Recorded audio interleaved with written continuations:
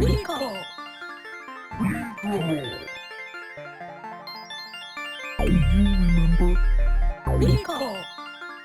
Redraw. Do you remember? Redraw.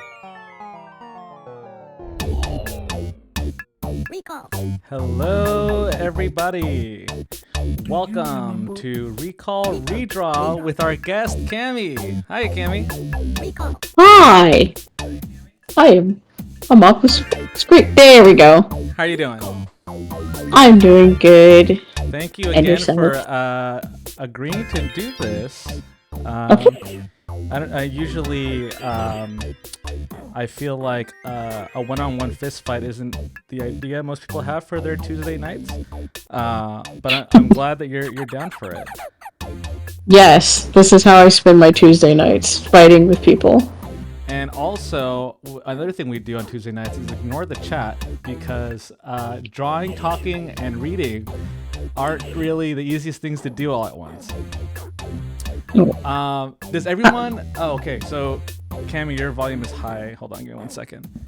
I'm like screaming in people's ears. Yeah, let's see. How's this sounding? How's the music volume as well? If folks can chime in. And also, hello, folks. Thank you for joining us as well. We can talk. Music is a little loud. Okay. Cammy, how did we meet? I had the same conversation with Axer 2 weeks ago, and I think that there's essentially similarity. I can't tell whose artwork I saw first, but essentially I think our friendship blossomed in the Discord that you and Axer both run. And yeah. it's been really fun to not just hang out with all the other folks there, but also just kind of see how both you and Axer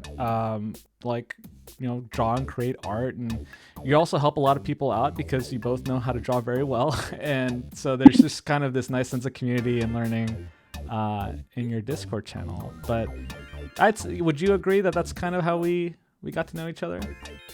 Yeah, I would agree. I do remember finding your artwork when I first joined on Blue Sky. I saw a bunch of stuff that I was familiar with, and this is gonna sound really insulting, but I don't mean it this way. I saw a bunch of stuff that I was just like, yeah, people coming over from Twitter, and I'm used to this art. And then randomly I saw you had posted this double spread from Puppy Night, and I was just like, holy crap! Oh, that's so amazing! Night. Okay. Well, I'm glad that was what you saw first. yeah, it was that, and I was just like, this is gonna sound really insulting. I was just like, someone's doing an original comic on here. Holy crap, I haven't seen that in a while. So then I followed, and then I retweeted or skeeted. There we go. Reskeeted? Is that yes. the term? Okay. Yeah, it's skeeting. It sounds bad, but I love it. It sounds terrible, but it's just what sticks. But I guess I didn't know that detail, that it was probably something Puppy Night related. I think before Puppy Night, all I was really posting comics wise was really sad, introspective, what's my gender identity, or what is life, or what is death kind of comics. And I don't know if it would have gotten the same reaction as Puppy Night. I think I'm glad you saw something more positive from me. And then you can get to know my more sadder and depressive side. Oh, don't worry. We always find the sadness. Always. Do you want to say a little bit more about yourself? What your background is in drawing and making art? Hold on. I'm trying to test my volume because I think I'm still really loud. Is that better? Is this better? Okay, let me sorry, I can bring Cammy down a bit. Oh, is this the portion of the stream where I how's reevaluate my self-worth? How's that? Is this better? Am I still yelling? Am I deafening people? I don't know. I'm not watching the chat, so I'm gonna much go based better. off of Okay, we're getting much better. Yeah. All right, so lay out your self-worth in front of the internet. Okay, I actually started drawing as a hobby when I was a kid. and it didn't actually become work related until my late 20s. Okay. Believe it or not, I started work doing first pinups and then comics for adult furry pay sites. Uh-huh. And then from there, I actually got like small ghost contract work for game studios and stuff. I actually have avatars, or they're still up on the Xbox from back in the 360 days. Oh wow. Like I did some avatars and stuff. I don't say which ones they are because I don't like announcing that. I want people to go find it. If they No, can no, that's recognize fun. them. That's fun. And then, sorry, continue. No, it's okay. You're good. I was just gonna say. Then I did a background screen for an arcade dance machine. Uh-huh. Back when those existed. And again, it's kind of fun to see people take photos or have videos of them playing that particular song. So I'm like, oh, that's me. Oh. And it's kind of nice to be in the background and not really like have people know that I've actually touched quite a few games and whatnot. Like but the Sasquatch. Yes, I do try and live my life as close to as a cryptid as possible. So it's nice to know that it's working out for me. That's cool. Wait, so would you say that was your besides the Xbox like avatars? Would you say that was like the first artwork for a video game that you might have done? Yes, that would be the first stuff that I had done, and then a little lesser known thing is I did concept work for an old game called Monster Madness, and that was a time. Madness. Yeah, it was not great. What was the general conceit of the game? Basically, it was like supposed to be a spiritual successor to Zombies Ate My Neighbors. Oh, okay. But it was not great. I don't like have a top-down nicer kind way of to shoot 'em up. No, it was a 3D game. Oh, okay. It was a kind of like kind of isometric, but not extremely isometric. Like, I guess open worldy looking, but still kind of. It was really janky. It was really hard. You kill the monsters, and they would ragdoll and get stuck on you, and then you would just be dragging around like a pile of zombies for like most of the stage. It was weird. That particular guy that ran that team went off to do Dungeon Defenders of all things. So if you've seen that. No, I'm not familiar. Is it of similar quality? Yes. Yes.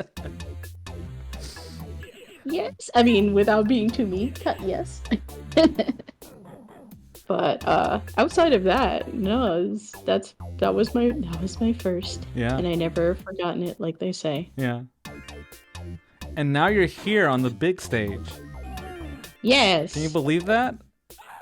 This whole time, I didn't know that I was working toward being on a Josue screen. Well, congratulations. You did it, fam. You did it. I'm excited to share you your theme for today. Are you ready? I am ready. What is our theme? All right, What folks. is the craziness? Are we ready to This crazy hear tangent. the theme that we're going to give Cammy? It's funny that you said Xbox 360. Uh-oh.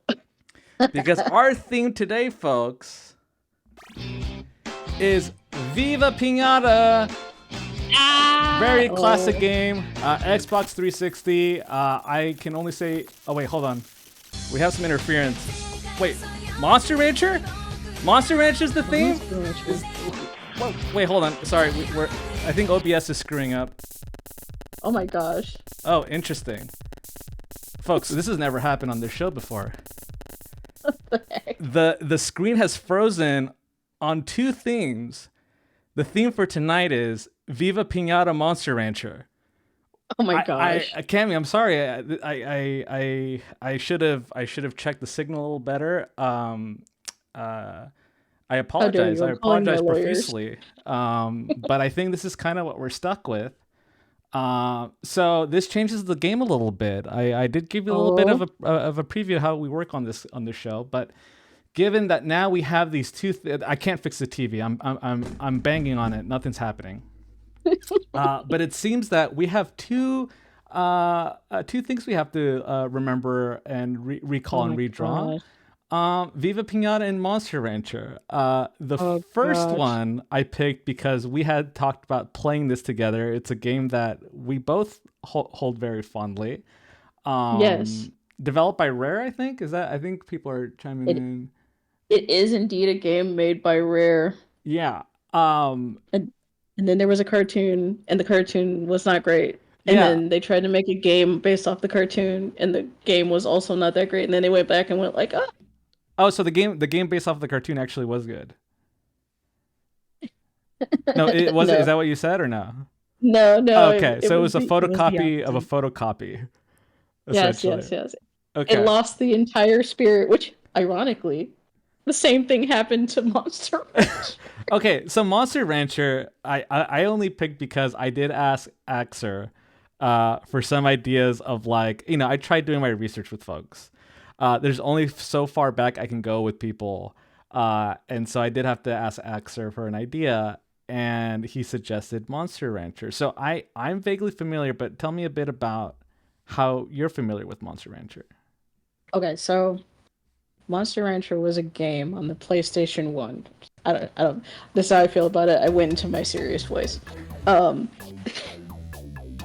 Back then, you could pop open your PlayStation, right? And you could put in a different CD. Now, before, they were like, oh, you can listen to your music with Ridge Racer. And so you could play it in Ridge Racer, play the music, and then take out the Ridge Racer disc and put in a music disc, and it would play whatever CD that you put in there, but maybe only like, I think 5 songs. Fast forward to Monster Rancher, where they're like, what if we took this technology a little bit further and went, you can unlock random monsters with whatever CD you have on hand. Whatever CD, doesn't matter. As long as it's a CD and it can be read. Super cool concept. You can unlock a monster. Love it already. Yep. And so the fun was like, you looking at your giant collection of CDs and you're like, oh man, what can I possibly get? And you're like, you grab your favorite CD and you're like, this is gonna have like a really cool monster with really amazing stats and wah, it's gonna be a Suezo. Is a Suezo just an unfortunately stupid monster? I'm you know what? I'm gonna show you. The Suezo looks like this. Basically. This is basically what a Suezo looks like. Oh, it's the Cyclops guy. Yeah. Okay. The yellow Cyclops. Which is cute. Yeah. And they had like various different burns, but the base one's stats, they totally suck. So, So if I put in my Phil Collins CD, would I get a Suezo? No, I actually don't remember what you might get. You could get anything. So you could get like rare monsters, and the way you would know you got a rare monster is because you put the disc in and it would do the little summoning animation on the disc. Like it has like it's like a big stone disc. It looks like this. It's got like a dragon on it, and it spins and the light comes out of it, and you're like, oh, and stuff. Yeah, and then like it would be like, wah, can't read this because the monster's too strong. Oh, wait, but was it really, or was it just kind of like we don't have the licensing for No, the monster would literally be too strong for you right now. So you would have to go back and you would have to actually work other monsters up to raise your monster rank, raising rank, so that it's kind of like Pokemon, but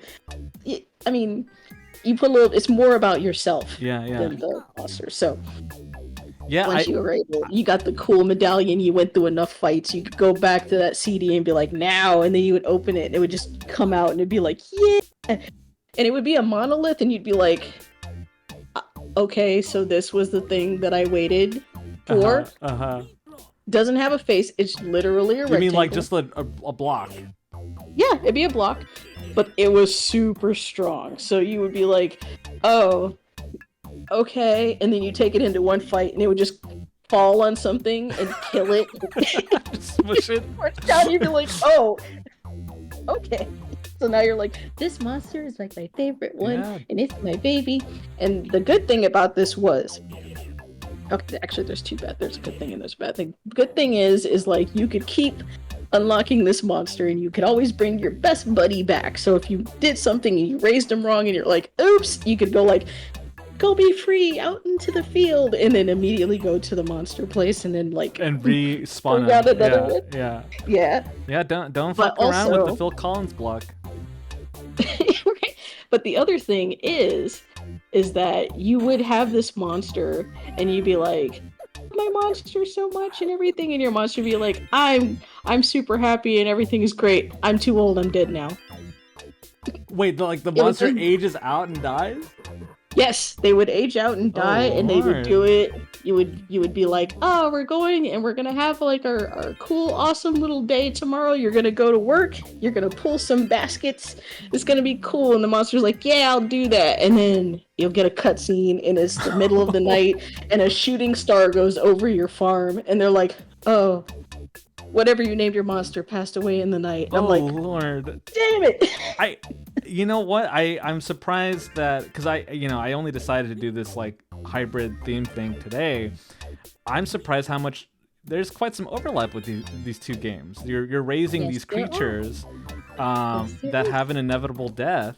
If I remember Viva Piñata, actually I don't know if they die or you just kill them for candy. So it's a little bit of both. Yeah. You would raise them for, because so you could unlock their different colors, and maybe they have babies, and then you would unlock a different species and stuff like that, which was kind of cool. And then there was like a bad guy, and he would sneak up on your guys, and then he would just break them. Yeah. He was the But you would- red you dude, could- right? Yeah, he was Yeah, the yeah. red guy. Yeah. And he would show up, and then he would just be like, oh, I'm gonna break your piñata. And then if you see him, if you catch him in time, you could go over and smack him with your shovel, and he would be like, ah, and then he would run away. But he never learns his lesson. No, he never learns his lesson. And then in the second game, they introduce like a whole bunch of like evil guys that will just randomly decide to come and mess up your whole garden. Uh-huh. So they might just show up and go, I don't care about this house, and just destroy a house that Oh, you spent Lord. like the last half hour trying to get the money and the supplies to build. And then they'll just show up and just go, nah, and then just break it, and you can't stop it. Oh, The other problem was if you weren't turning, like, there's like a big totem in the middle of the thing that you could activate and stuff like that. If you didn't turn it off, your garden would be full of worms, which is like the very first one that the shows good up. ones. Don't you want those little worm guys?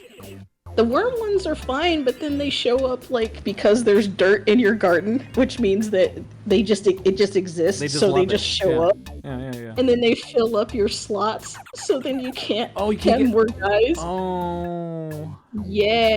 So it's like these guys are cool and I love them, but now there's too many of them, Yeah. and I need them to be here. And they look like So then Cheetos. you have to- So it just looks They like do you, look you, like you Cheetos. popped open a bag of Cheetos and they just got all over like your garden. Yeah. Yeah. Yeah, it looks like a big garden of Cheetos. And the other side is if you're like, yeah, I do love my little Cheeto worms. I want as many little Cheeto worms as I can. That also summons the robins. So if you're not paying attention, you just hear, Did they eat each other? I forget. yes, Oh, yes, they do. No. yes, they do. They do, in fact. The circle of life happens here in Piñata Land. Oh, no. So you were like, I've got all my little worms, and then, yeah. This is like And then- I didn't expect because Monster Rancher was it Dreamcast or a PS1 game? Which one, Monster? What's Monster Rancher, sorry. Oh, PlayStation 1. Okay, I didn't expect these games to teach kids so much about like, hey, you know your favorite pet? Well, Yeah. they die. Yeah. Like, Yeah, they certainly did do that. So, I guess you could say like everything I learned about life I learned about in these two games. just how life really works, huh? Yes, I learned that I didn't want a pet until I was a appropriate monster raising rank Of course. before, so that I could have the monster that I wanted. Of course. And eventually I did get that monster, and that monster was a pet rat. So Okay. So I had a pet rat forever. okay, so my familiarity, which I think I'm gonna have to rely a lot on your memory on this, but essentially with Viva Piñata, I didn't grow up with a Xbox. A lot of my systems were hand-me-downs from my older brothers, and it was only really the Super Nintendo I was playing. But my friends, one time they let me borrow an Xbox 360. I had a couple of friends who've let me borrow the Xbox 360s, and I got like, there's a whole new world. I got to play Fable for the first time and fell in love with it. And then Viva Piñata was the other game another friend let me borrow, and I absolutely loved it. There was just something so nice and peaceful about just kind of like, stamping dirt, honestly. And then just kind of like, seeing what kind of cool creatures will pop up. But I could only borrow the Xbox for so long, so really I only had maybe 4 or 5 hours of playtime before I had to give it back. And then Monster Rancher, I only saw like a few episodes of the cartoon when I was younger, and I feel like they didn't have too many episodes syndicated, so it would always be the same like 2-3 episodes, like on like, gosh, what was it, like 4Kids or something like that? Yes, it was 4Kids. It's because it's always 4Kids. Yeah, and so like, I can probably, I somewhat remember the monolith. I remember there was just a stone guy, a duck guy, there was a golem, and the worm, the Cyclops. So let's do the first part of this challenge here, which is the recall. Let's think of characters to challenge each other with. The more obscure, the funnier, but we would have to rely on descriptions. And here's the thing: we have a hybrid thing now. So either we can do something like, is it a Viva Piñata character that we reimagine as a Monster Rancher style character, or is it a Monster Rancher character as a piñata? Oh man, which I think would also be really fun. So I'm trying to think what I could even give you. I would say I'd love to see the little duck dude. He's like a little pink. Oh my gosh. Okay. Do you remember the name of the character? What was it? No, but I do know the character. Okay. I want to say I want to call it Mochi, but I don't Ducky. think that's what I'm sure it's just Ducky. Yeah, let's go with Ducky. So you'll draw Ducky in a Viva Piñata style, and then what would you like me to do? So am I asking you to draw in a Viva Piñata style, or is it the reverse? Am I asking you to draw in the Monster Hunter style? I could do a reverse. Whatever you think would be neat. If it's a Monster Rancher, I mean, even the piñatas, I think I know the piñatas a little better. But whatever you want to challenge me with, and I'll ask you if I need descriptions. Oh man, can you draw? I want to see you draw a Swanata. Okay. In Monster Rancher style. If so you know what that is. What is the Swanata? Swanata is basically Swanata. Oh, Swan. Okay. It's a swan.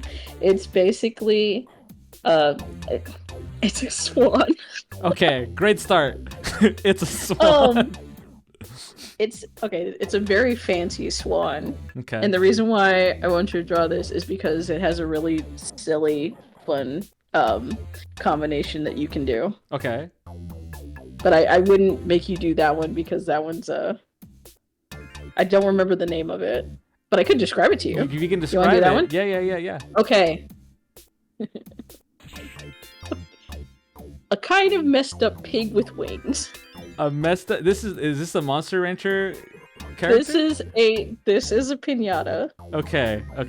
But I want to see it as a Monster Rancher style. Okay, so we're not doing. So this is not the Swanata. Isn't a messed up pig. You're describing. No. The Swanata is part of it. Oh wait, what do you mean? The swan is you mix a swanana and Oh, this is a hybrid piñata. Yes. Oh, okay. So first describe to me with the Swanata a little more. Okay, it's a so the swan, it's Swanata is fancy. basically it. I'm trying to resist drawing it myself. So it is basically a swan that looks like an ice cream sundae. But Okay, that's it's not. perfect. Okay. Do you remember what And the then- temperament of the Swanata was? It's very stuck up. Stuck up. That's what I figured. Okay. Yeah. All right, and then crossbreed it with.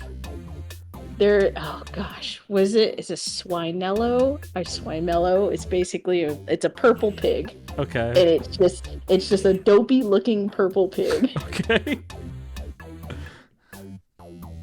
And I don't know if they meant to do this on purpose, but when you mix them together, the result is like kind of a lopsided pig with wings. Okay. And one of the wings is a little bigger than the other Oh, one, and it's kind no. of tilted to the side, so it looks like Oh no. it might have been left out in the sun for too long. Oh so no. I want Okay. to see you do that. Okay, I will do that. I'm just trying to think of these games teaching us about life, and this is teaching us not to play God. I think is the lesson from That this is- yes. one. All right. Everything is a lesson. So wait, what was mine again? I So know you're drawing. mine is. Oh, and the- Mochi. And the... Yeah, I Yes, think okay. chat says that Mochi was the correct name of the character. Yes. Yeah, draw Yay. Mochi as a breedable Piñata. Okay, here we go. And I would even Okay, actually, good. it's fun that the name is Mochi because maybe that is the candy that it is like representing. Yes. So okay. Let's see. Do you name your piñatas in the game? I don't remember. I always name my piñatas. Did you have a specific breed of piñata that you really liked? Oh yes. I raised every color of the butterflies, and then I did every version of the moths. So So you got had the a little you had a moths. very like they were just like a very fluttery Yeah, it was- garden, I imagine. Yes, and I got the master breeder ribbon for all of them. So I basically raised the beginner one, which is the little white butterfly, and then I fed them the specific flowers that you needed to get them to change the different colors. Mm-hmm. And I did that like for each color. Like I would raise five How of the many of colors the, were of the there? single color. There's red, blue, yellow, white, black. Gosh, I want to say pink, purple. I feel like I'm green, missing. Yeah, Right. yeah. So you'd did have all to of them. farm all the different flowers first, correct? I did the flowers first, and what I did was for each color, I raised that many number of the white butterflies, which, means that I would have to crate some of them so I would have room in the garden.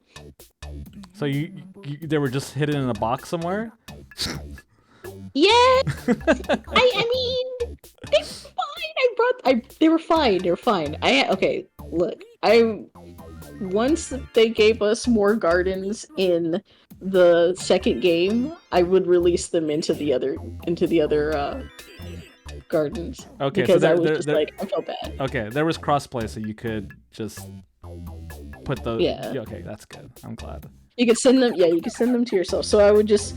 I basically would send them to the mail and just hold them in storage for ever, essentially, until I had all the colors. And this wasn't a game that had because I think Nintendogs was a game where if you didn't interact with your dog, Yes. did Nintendog Run away. Oh, they ran away. Okay, that's a much more nicer way of essentially saying your dog passed away.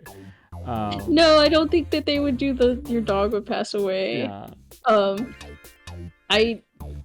My love of these kinds of games did kind of come out further with there's a newer game called Wobble Dogs. Uh-huh.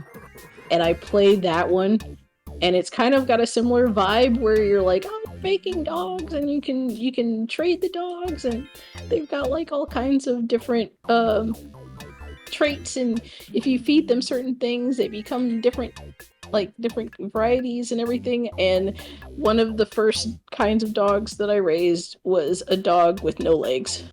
So it was just kind of like, it just kind of was like a box, and it just kind of hopped around. And it was happy. It just was, you know, it was, you know, it was that. And then I went the opposite direction because I was just like, there's got to be a different way to do this. So I kept that one, and it's just, you know, it runs around, and it rolls around. Yeah. And then I raised one that had one extra leg, so it's got a leg coming out of the side of its body. Okay. And when it falls over, it just kind of is just like kicking this one leg, trying to right itself. So I'm like, I'm not really good at this. You promised me they're happy though, right?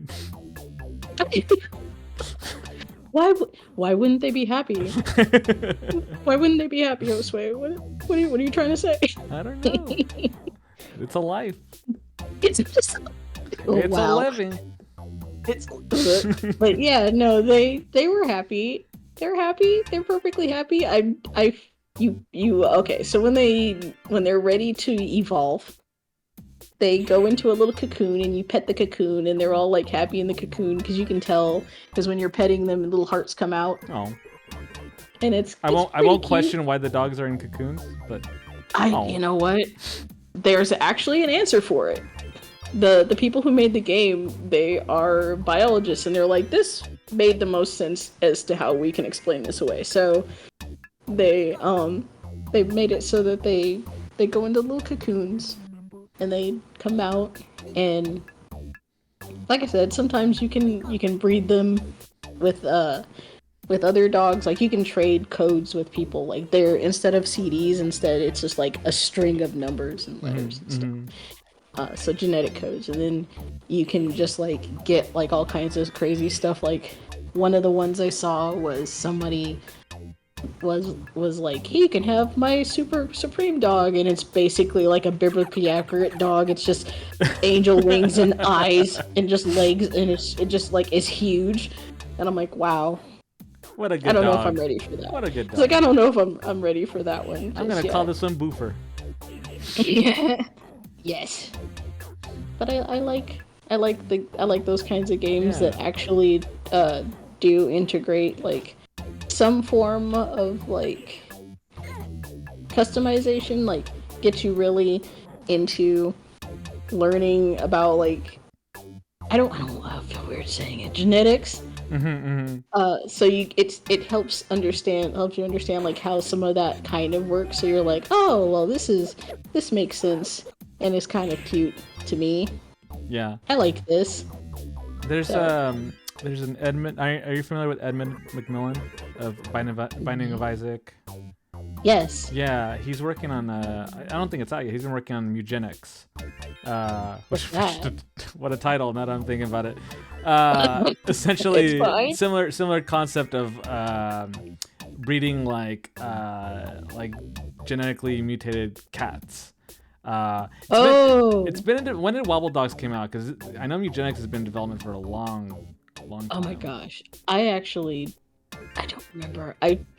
I saw it because there was every once in a while I'll play like demos that come out on Next Fest and stuff like that, and that's how I actually found out about Wobble Dogs. So that's when I played it. So how long it's been out, I could not tell you. When it got developed, I also could not tell you. I just know it exists. And I find it kind of fun. So wait, so I've got a question. Did you play a lot of games like this? No. Like since you played the Viva Piñata? No. I mean, again, Viva Piñata only played for that one like weekend that a friend let me play. The Xbox, because I would lump this up with like the kind of Tamagotchi style simulator games. And so if I was thinking in that category, because I would even somewhat lump some Pokemon games in there as well, because there's an aspect of like breeding and raising and collecting. No, I'm trying to think. The closest thing was probably Club Penguin. You could raise a Puffle. And I only Because it's helpful. I didn't have my buddy Crimson is psyching out about the Viva Piñata Monster Rancher combo. Yeah, I think the closest thing because I didn't grow up with the Tamagotchi. I just fed my Puffle. It wouldn't die, so I don't think it even mattered that I did feed it. Oh no. I think it gets a little sad, but that's about it. I didn't play many pet simulators growing up. I didn't have any pets. Okay. Oh no. Yeah, as soon as I was born, because my family, I'm the youngest of 4. My family had like 6 dogs throughout the course of them being a family, and then I showed up, and they were like, "Nope, no pets. we got enough to deal with now." I was the accident, so I don't think they prepared. Oh no. Yeah. We did the math. That is a trait we both share, my friend. There we go. Kinship. Yeah, I was actually the flower girl at my parents' wedding. Okay. Do you have siblings, or are you? I do. Okay. I'm an exact middle child. Okay. I have 3 older, 3 younger. Okay. And then there's me. So yeah, I didn't think that Monster Rancher I never got to play. I really would have liked to play it because what a mechanic. And my brother, my oldest brother, he's a complete music file. He had binders and binders of music. A lot of my early taste was from him. I would have loved to just go through that whole thing and see what I got out of it. What a fun concept. Well, have I got news for you? Uh-huh. Because you can play this game on the Nintendo Switch. And it still works, but the way that it works is a little bit different. Yeah, so how do you play a disc? Instead of playing discs, what happens is you type in the name of an album and it finds it. It goes, okay, now I know what this is. I don't know if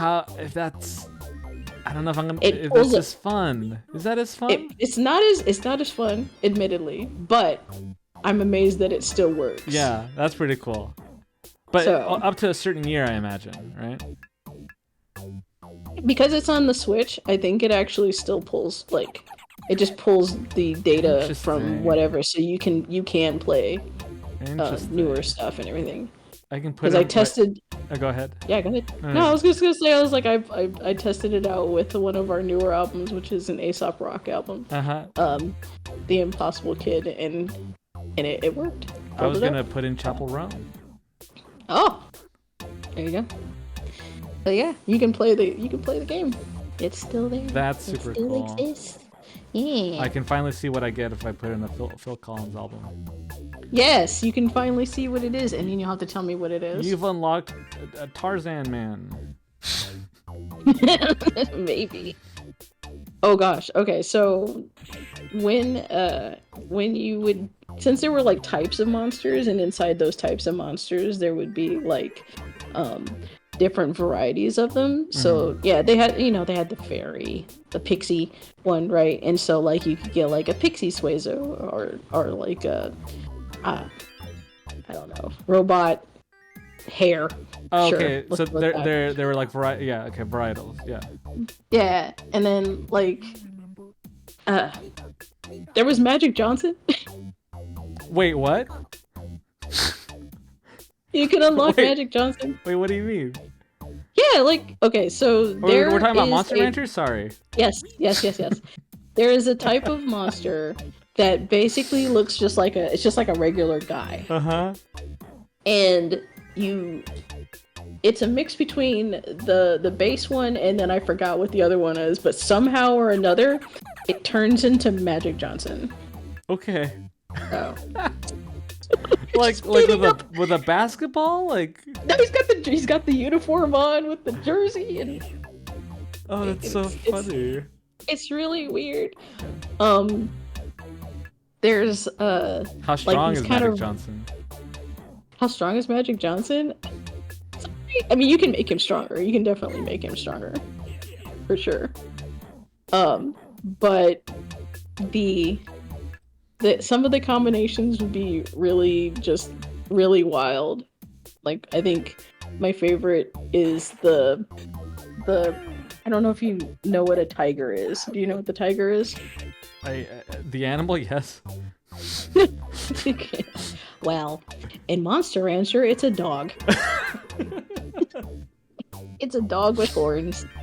And if you did a pixie tiger, then it would be like it'd be like the regular dog, but it's pink, and it would have like these giant anime eyes. Because all the pixies have like the anime girl face. Okay, so the pixies give him. Okay, so the pixies does give him like anime. Like if you put it on any other monster, it would give him anime eyes. Yes, so there's so there. So you could get you could do a fairy Suezo, and it would have one big anime eye. And, yeah. The developers knew what they were doing. That's incredible. They did. I mean, I think one of the monsters it turns into the actual monster disc itself. Like I think one of the monolith's forms is the disc. Like it's just a giant disc. Like he just went in there and was just like, I'm taking this. I'm just gonna. Do you want to change? Do you want to like raise a monster? No, I'm just gonna take the floor. Yeah. This is my monster now. Do you think that was just a result of like, we have all these discs that we have to account for, let's just start putting in all the ideas that we can? I do think so. Yeah. I do think so. And then, like I said, unfortunately, when they were like, let's make this into a cartoon, they were like, oh, we're gonna only focus on like a couple of these monsters. So they had the tiger, they had Pixie, they had Hare, Suezo, and the rabbit. I remember they were with pants, right? Yeah, pants. And he was not great. I didn't like that character. I didn't like that character at all. Because he had pants? No, because the way they wrote that character was very grating. Well, I don't remember. What was he like? Hare was pretty much a jerk. He was kind of like, he didn't want to do anything. He was very lazy. Like Suezo was also lazy, but he was lazy and kind of like the one character from Foster's Home for Imaginary Friends, the blue guy. Blue? Blue. Okay. So basically he was like blue. And then the Hare was just like a jerk. Like actually a jerk. Because he was always wanting to fight. So he was just like a jerk. I didn't like him at the time. And then I was also mad that they like decided, oh hey, we got this this cool game with a cool concept. Let's do the thing that everybody loves, which is, oh, now here's the you character in the series. This is you. This is representing you playing this game. But it was just like a generic protagonist boy. Who's just like, oh my gosh, what are we doing in this world? These monsters. And I'm just like, oh. It's like, that's not me. First of all, I would love to be here. I know what this is already. Yes. Know your audience. This is like also, it's like we have these characters. There's already a handler. We don't need another character. Stop doing this. And then, like I said, they did the same with Viva Piñata, except instead of adding an insert character, it was just, they were like, all these piñatas. Nope, there's like 6. Oh. Wait, so the weird sequels? Hedgehog one. The sequels, they only had, but they had more piñatas in the sequels. It was just the TV show. The TV show, and then they made a spin-off game based off of the TV show. And people were like, yeah, we're gonna get another Viva Piñata, yeah. Oh. Because it was basically like Mario Party, but... Oh, that's so lame. Right, and it was just like, oh, alright, well. You can't I enjoyed it while it lasted. You can't play with people's hearts like that. No, it sucks. But they did come out with another Monster Rancher. Recently or just in general? Recently. Okay. No, recently. I didn't hear about this. They went the whole other direction with it now. So instead of just like, oh, you're raising monsters and they're on discs and everything, now you're basically raising kaiju, and it's just like, that should be exciting, but then it's just like, you realize, oh, they're only gonna have like a select number of them, and what they can do is gonna be limited, and it's just like, Do you mean like know, IP kaiju, or like they're just big monsters? they're just big monsters. Okay. So they're not even like, oh, these are exciting. Like I could have a giant Michael, Magic Johnson. No, it's just. Oh, this one looks like a giant rhino. That's unfortunate. And this one looks like a lizard. Here we go. Oh, it's a big robot. I was gonna say earlier about people missing the mark with like Viva Piñata. It's like when people were expecting another Silent Hill game, and then it was just like a pachinko machine, wasn't it? Yes, do you remember yes. that? Yeah. I do remember. I was there. You can't play with people's feelings of like what the IP was, like. No, you really can't, and it's not fair, because then people are like, they're all excited, they want to be supportive, but then they're like, glad that this is still alive, but at what cost? Oh my god, your mochi! Sorry, I'm just looking at it right now. Yeah. Oh, I love the colors. It's got like a little candy corn vibe going. Yeah. Oh, that's gorgeous. I'm waiting to see yours. I'm trying to. I'm all excited. I think I'm making the next goth icon here. Hold on. Are you making the next goth hit of the summer? The next America's top goth. But yeah, I love these kinds of games. I mean, if it wasn't apparent by how much I'm just basically just talking your head off about it, but No. I think that's the whole point of this show, is to because when was the last time you thought about Monster Rancher? Actually, the other day. Oh, really? For real? Yes. Oh, okay. Never mind. It's because I was like, believe it or not, I was thinking about it because I was just like, man, I wish we had like a good Monster Rancher. Because I was actually thinking about like the formal ones, because I wanted to collect games that I had when I was younger, and that was one of the games. I feel that 100%. And then I looked at the price of it, and I was like, I don't know if I want it that much. How much was it? It was like, I think in the hundreds, and I was like, oh, jeez. Yeah.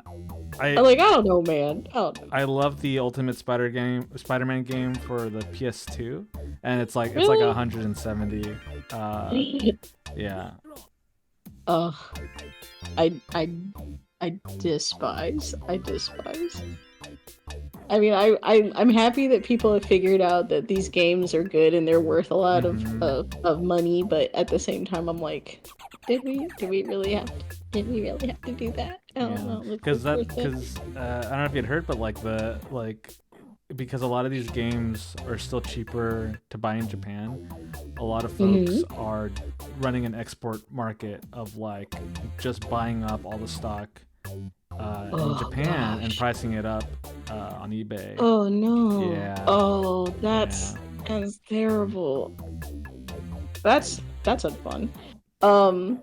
I did figure that might be the case once people started to go like, oh, folks actually want these now. Yeah. Speculator markets are not good. Yeah, it's like nobody was talking about Mappy Land until like a YouTuber discovered it, and now suddenly. Wait, what is this? Mappy Land? You never seen Mappy Land? No. Oh, I wish I could pull it up. Well, not if it's gonna cost us an arm and a leg. No.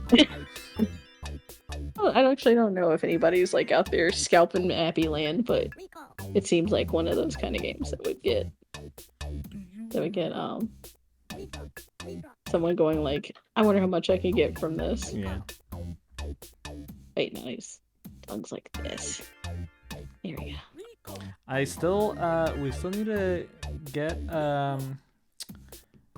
a Viva Piñata thing going on, because now that I finally got the Steam Deck, which I'm pretty happy with. The Linux part of the Steam Deck is still I'm still a little lukewarm about that. I just feel like I'm in a completely new system, that I have to kind of refine my footing at in terms of using it. But I got Game Pass on it. Ooh, nice. So that would be really fun to play around. So I can actually play more than 4 hours. Maybe I really hate this game. And I just Oh gosh, didn't would play that it. be hilarious? Yeah. Just, I didn't play enough finally. of it. It's like finally disgusting. I'm out of here. All I got through was the moment where you have to stamp down dirt. Maybe that's all I really liked about the game. No, I mean, I raised some piñatas. If that's the flavor of your milkshake, I would suggest the second game, which you can also get on Game Pass. Okay. Trouble in Paradise is it called? Because why did they call it that? Oh, because that's when they introduce the other bad guys that come in and mess up your stuff. They bring in those guys, and they suck. I don't like them. What assholes? But in a rare change of pace, you can raise evil piñatas. Oh, okay. Because I did like their designs. And sometimes there were some of them, like the fox one looks really cool when it's like red and has the sharp teeth. Yeah, I like that one. And then is it raccoon, the raspberry raccoon one, that one. And then when you make it a good guy, it becomes really flat. Oh, okay. Which I maybe that's the one I'm thinking of. It wasn't a fox. Is there a fox and a raccoon? There's a fox, a raccoon, and a wolf one. The raccoon had the stripes then. The raccoon has the stripes. And yes. That's the one I'm thinking of. Then. I mean, technically they all have stripes in it, but you know, I liked having the evil wolves in my garden, so I would just fence those in, and they would just kind of like run around going because that's the noise they make. So, and I don't know, I love them. I think they're cute. I feel bad because it makes them unhappy, but I also think it's hilarious when they walk on each other and they just bump into each other or something. Yeah. No, the bigger ones will walk on the smaller ones. Oh yes. Them. That happens to the worms a lot. Yeah. I'd laugh because I'm like, oh, you did it to yourself. You shouldn't have gone over there. There's a reason why there's a fence there. Why did you go in there? All right. I think I'm done with my pig. Let me just make sure I got the checklist down. All right. This is gonna be a fun time. Purple, dopey, lopsided pig. I think I got it. I added a few of the ice creams on it. Okay, so let us zoom in on your piece here. Let's take a look at them, and then I'm gonna bring in reference. Oh, hold on. Let me get. There you go. Oh my gosh. Gorgeous colors. Gorgeous colors. Oh my gosh! Look at his little face. Oh, he's precious. What is it's it? Precious. They're precious. What would I have to look up for, like, Viva Piñata, Oh my gosh. Swanata, So if you go on the wiki, yes, if you go, oh, what happened? Oh no! Oh wait, no, we're pulling up the reference. I thought I might have accidentally closed my thing. Oh, is it not showing your screen anymore? I don't know. It should. I think I'm invisible. Oh, interesting. Okay, I'm good. I'm back. Okay, hold on. It shouldn't I'm back. Okay, you're back? But I'm up there. Oh, gotcha. But if I go on Google, does it show? I bet I could find it. You want me to find it? Yeah, it shouldn't, yeah, if you could do that for me. Because it shouldn't block you off for some reason. Okay, so let's see.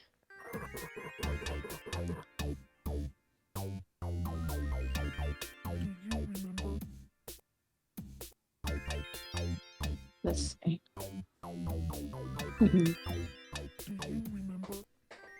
Oh, so really quick. Let's see if I can paste this over to. This is the Swanana.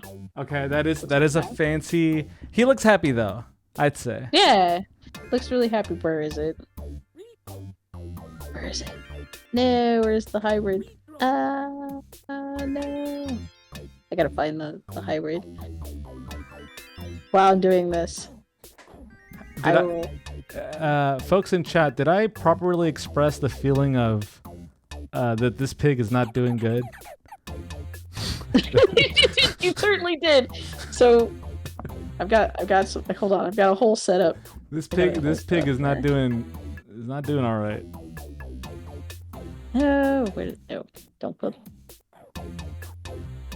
Google is failing me. Where's the hybrid? Where's the hybrid? Where is it? Where is it? I just see the.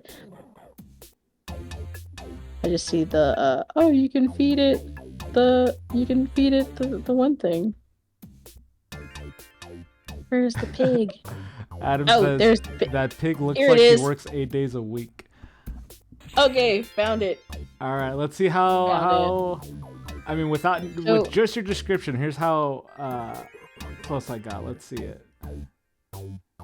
So, when a pig meets a swine, yeah. You ready for this? It becomes this little sweetheart. Oh, he looks much. Wait, are the wings also like angel and devil wings? It's like one's like kind of droopy, but when they walk, it's like really lopsided. That's not too bad. No, they're perfectly fine. They just when they're walking around, you're kind of like, oh no, what happened to it? And then you're like, oh, I love you anyway. It's super cute. Oh, excellent. But I love them. Now let's take a look at Mochi. I'm sure people familiar with Monster Rancher know what Mochi looks like, but get to have a little bit of a side by side. I love how you did the colors on this. Thank you.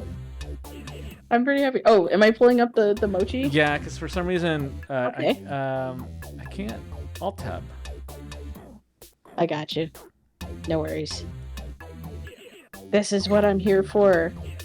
I completely messed up Mochi, but that's okay because I think I like both of these.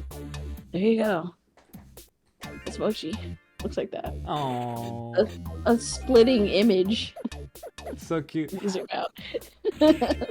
I like the flared out shape that you gave your design because the bottom coloring makes you think of candy corn instantly. Yeah, that's what I was going for. Yeah. I was going for candy corn. Yeah. Yay! I'm glad it worked. So cute.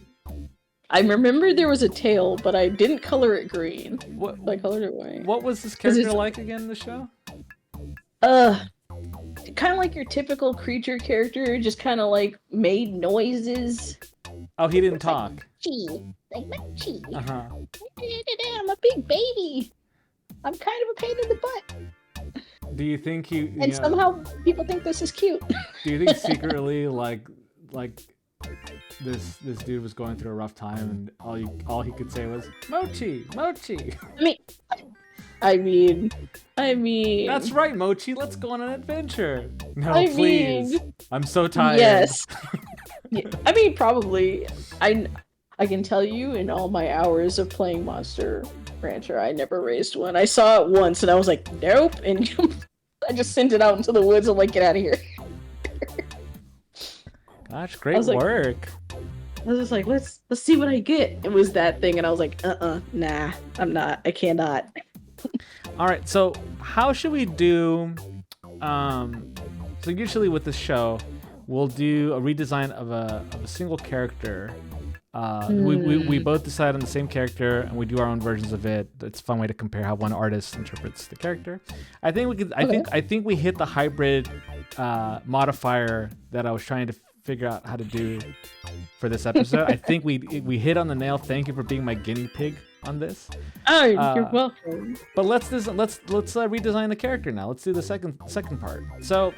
Oh. Do you want to redesign a Piñata with me, or do you want to redesign a Monster Rancher character with me? Oh gosh, that's so difficult. Okay, well I already technically drawn a Piñata, so let's do a Monster Rancher. Okay, what's a cool one that, since I feel like you have more recent memory? Oh, Let's see. And then I'll pull up the reference on our screen. Let's see. I could have you draw a tiger. Let's see, tiger. Sorry, your screen's gonna go blank for a little bit while I pull this out. It's okay. I'm used to floating in the void. Oh, okay, yeah, he is a wolf. Why did they call him tiger? I don't know. They were like, this is a tiger. And he doesn't have ears, he has horns. Here, I found a good picture. Maybe the ears are hidden in that nice mane. Maybe. Just has little tiny ears. Alright, I'm just pulling up reference I think for that's really cute. us. Save that. Go back to OBS. And bingo. Alrighty. Yeah. That is a certified tiger of the canine family in its beautiful orange and black striped coat. That is exactly what it. Yeah, that's what I imagine when I think of a tiger. Should we piñata-tize tiger as well? Yes. Yeah. What kind of dessert do you think? Oh man. Like I could be thinking of, like, I'm pretty sure there was like a Chinese candy that came in a wrapper with like a tiger imprinted on it. Or am I thinking? I'm thinking about Tiger Bomb. That's not it. Unless people eat Tiger Bomb? No, they shouldn't eat Tiger Bomb. Don't eat Tiger Bomb.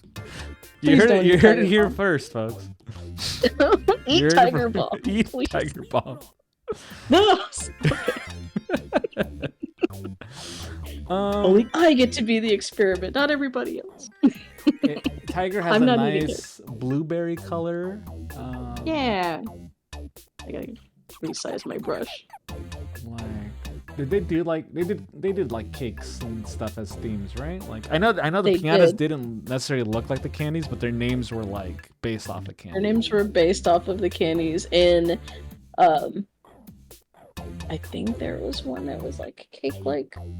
But my brain is like latched onto the dragon ash for the ganache. Oh, the big that's dragon. a good one. That's a good one. Yeah. But that's not cake, that's just chocolate. Should we dare I say, should we do the both evil and nice version? Yes. Okay, let's do it. Let's do evil. So evil and a nice version of them. Now, Viva Piñata. Oh, sorry. What were you gonna say? I just said I love this. I'm happy you're having a good time. Now, Viva Piñata, would you say it is pretty like recognizable as Rare's art style? Like, if you didn't know if it was Rare that developed it, do you think it has enough similarities to like Banjo-Kazooie, kind of house of design, school of design? I would say that if you're familiar with Rare, you would probably be like, I wonder if this is a company that's trying to be like Rare. Because you can see elements of the DNA in the faces. Mm-hmm. Yeah, in the eyes, for sure. Mm-hmm. And some of the style as well. But outside of that, it's just like, it's not too much like the other ones. So, I would say only if you're like really familiar with the other works of Rare, and even like, I mean, oh man, I feel like I'm butchering this. Did they do Conker's Bad Fur Day? I don't know. I don't know, but I see why you think it is. Because they had that kind of fluffy fur technology, so it would make sense that they'd be kind of like in that space. But yeah. Yeah, I see a little bit of Rare when it comes to like, you can kind of tell like the UIs that they use, the kind of goofy fonts that they use. I think that's where I see Rare the most. I was trying to listen to the OST to pick some kind of soundbite for the theme reveal, That's where I just like the music was very different. It's kind of like farm, kind of slow rock kind of music, and that felt uncharacteristic from like Banjo-Kazooie or like Donkey Kong or anything. Yeah, the music certainly stood out on its own, but also I feel bad saying it. I will listen to a game soundtrack for like 2 seconds and then go cool, and then mute it and never listen to it again while I'm playing the game. Okay. And the reason for that is mostly because like I get worn out on the music if I listen to it while I'm playing it. Sure. Yeah, so then I'm like, I don't want to get tired of playing the game itself, so I'm gonna get an idea of it, I'm gonna listen to it for a little bit, go, nice, and then put that away, and then never think about it, because then I won't be like, oh, okay, I'm tired of this. That's interesting. I'm the exact opposite way. Also, I'm noticing his horns go forward. Interesting. So I love listening to video game like soundtracks when I'm working. It's often what I do put on because I read this somewhere else. Not that like there was a study or anything, that people just thought that like video game music is good concentration music because it's designed to drive you forward and it's repetitive, so you're not really. I feel like I lose a lot of time picking the next song. If I'm just listening to like an album or something.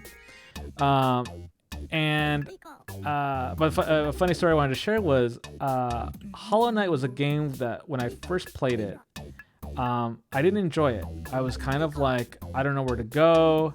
Nothing interesting has happened yet, and it was my first time really playing a Metroidvania. And even still, like I never played Metroid proper, so I wasn't used to the kind of explore the map, get an upgrade to help you explore the next part. That was very unfamiliar to me, so that's why I kind of dropped it pretty quick. And then I picked it up again, and I was like, oh, I finally I made enough headway to actually open up the whole map, and it was such a cool game. I highly recommend Hollow Knight if you've played it. One thing I didn't realize though was I think because when I played it the first time before I put it down for like a year or two, I think I put the music volume all the way down because I was like hanging out with people, and so when I picked it up, I forgot that like I put the music down, so I played the whole game in silence, being like, oh, what a choice that the designers chose not to hire a composer for the game. And I was like, I guess like Hollow Knight's just a quiet game. And then somebody was like, oh, like, don't you love the music in Hollow Knight? And I'm like, what music? And then I realized, oh shit, the music's great. You haven't been listening. The music's great, but I'm just like, oh my god, what a dummy. I played Final Fantasy VII, start to finish. I love the music, love the music, right? But when I played the game, I did not listen to it while I was playing the game. I listened to the music after I had finished playing the game itself. So for me, Final Fantasy VII sounds like Janet Jackson's Velvet Rope because that's what I listened to while I was leveling. So, oh, that's so funny. If I don't hear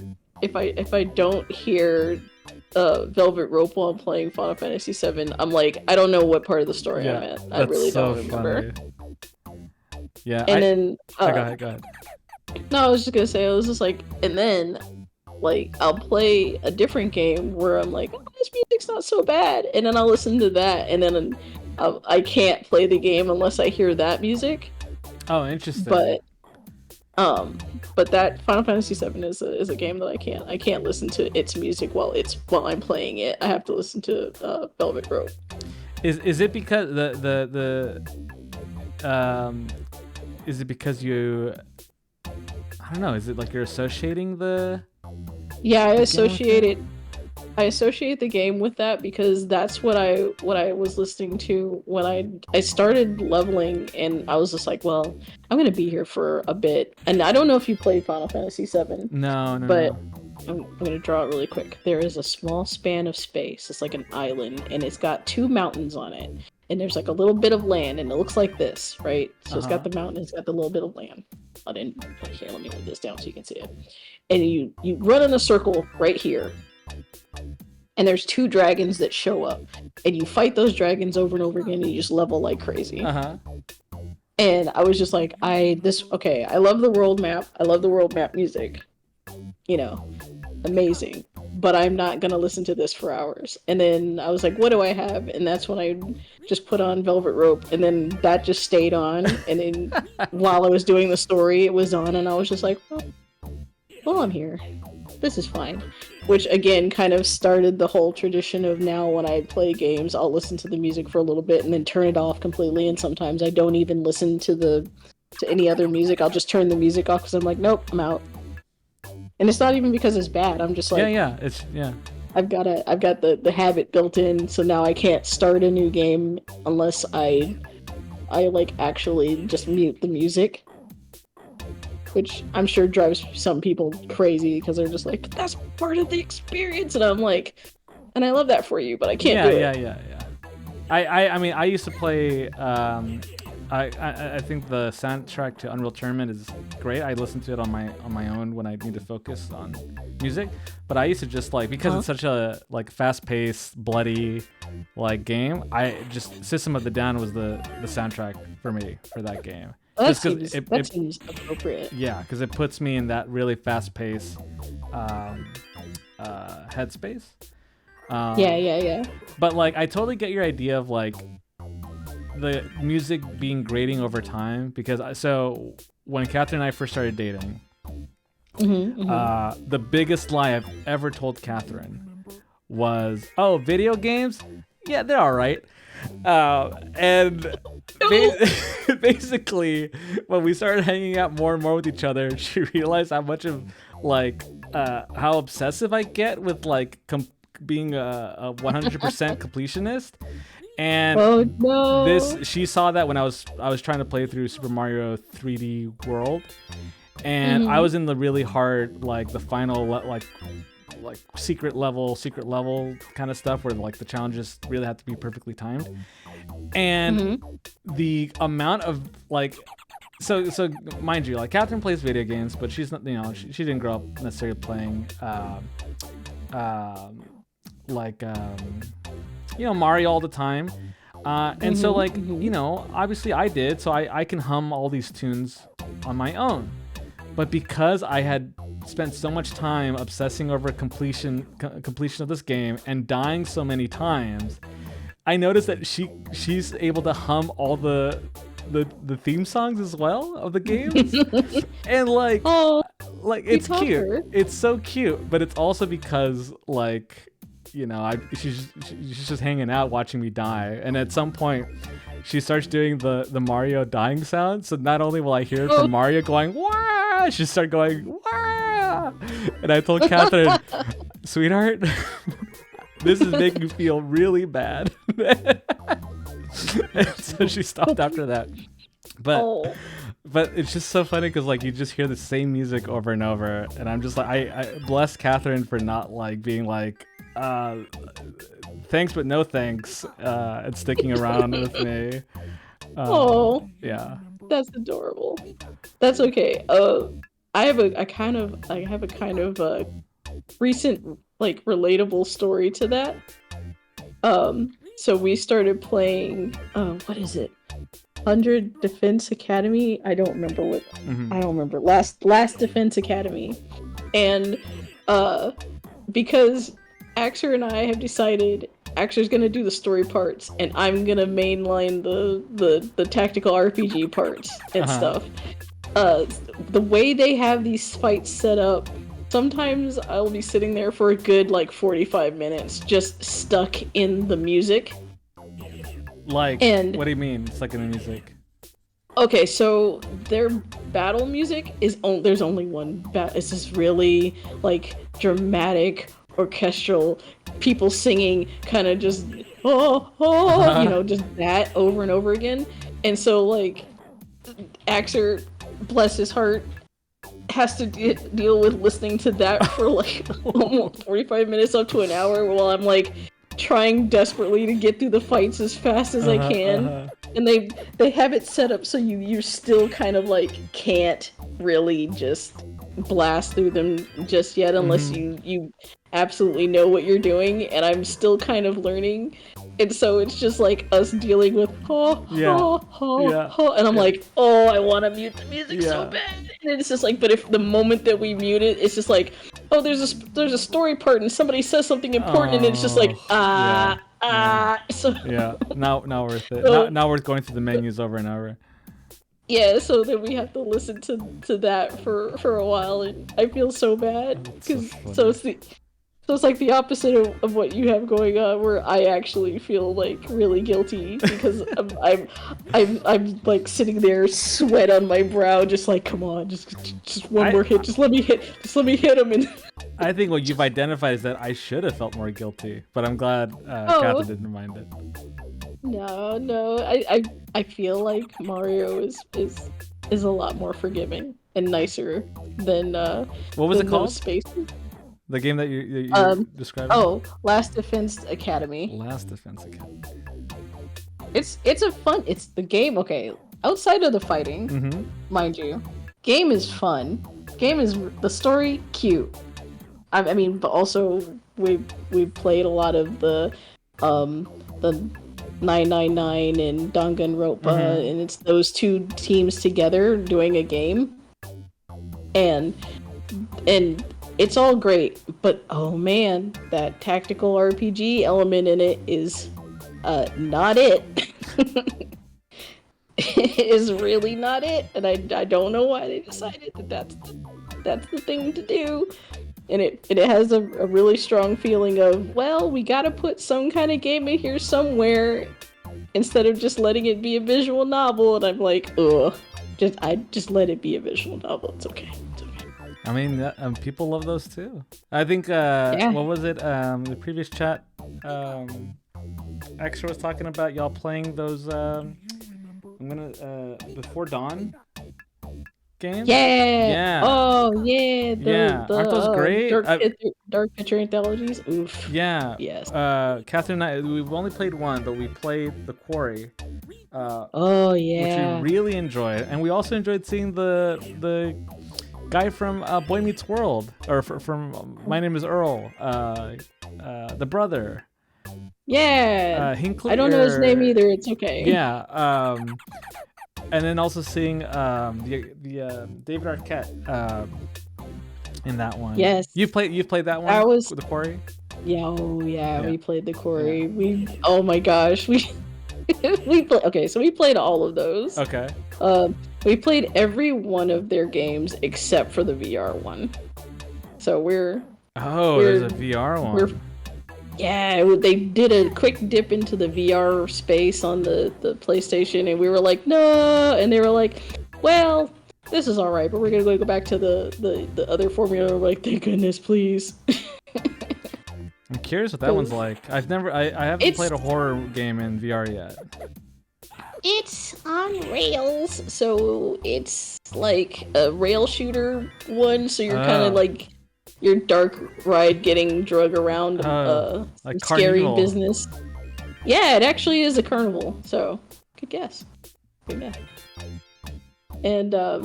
we were just like, nah, that's not for us. And then they were like, yeah, it's not for us either. And we're like, wee. So happy. But we played they have the series, and I think probably the only one that I don't hate it, but I think my least favorite one is the Roanoke one, which is what was that one about? Is that like Salem witches? Yeah, kind of. It's like ghosts and stuff, and and the story on that one was fine, but compared to all their other ones, it kind of is the weakest one, I felt. So I would play it again, but I'm playing it again because I want to see the other endings, because we tend to go with like, okay, we'll play it, and whatever ending we get, that's the ending we get. You know, we don't try and like perfect it, and if somebody dies, then you know, like oops, but you know. But How do you get yourself? Oh, sorry. Continue. No, go ahead. How do you get yourself like hyped up to go through it all over again? I think that's I feel like we need a few months to forget the quarry before we try another run. You know what I mean? Yes, we need a little bit before we actually go back into that well, because the moment that we finish it, we're like, it's really fresh and we're like, yeah. And especially with the quarry, we're giving that one a little bit of space before we go back in, because if we tried to go back in now, we would remember like, oh, this is the spot where and then, you know, not actually be surprised by anything. So yeah, we try and like give it a bit of time so that when I can go like, I don't really remember what happens here, then it's okay to play, because we'll be playing something that we haven't played in a while and actually be like, I don't know what happens here, and I'll be like, oh, and I basically do the recap for him. And then sometimes he'll do that too. He'll be like, oh, don't you remember this is exactly when this happened, and da da da da da, and I'll be like, oh yeah, I guess we can't play this one yet. So how do you try to play in regards to, like, do you try to play as the characters or do you try to play as yourself?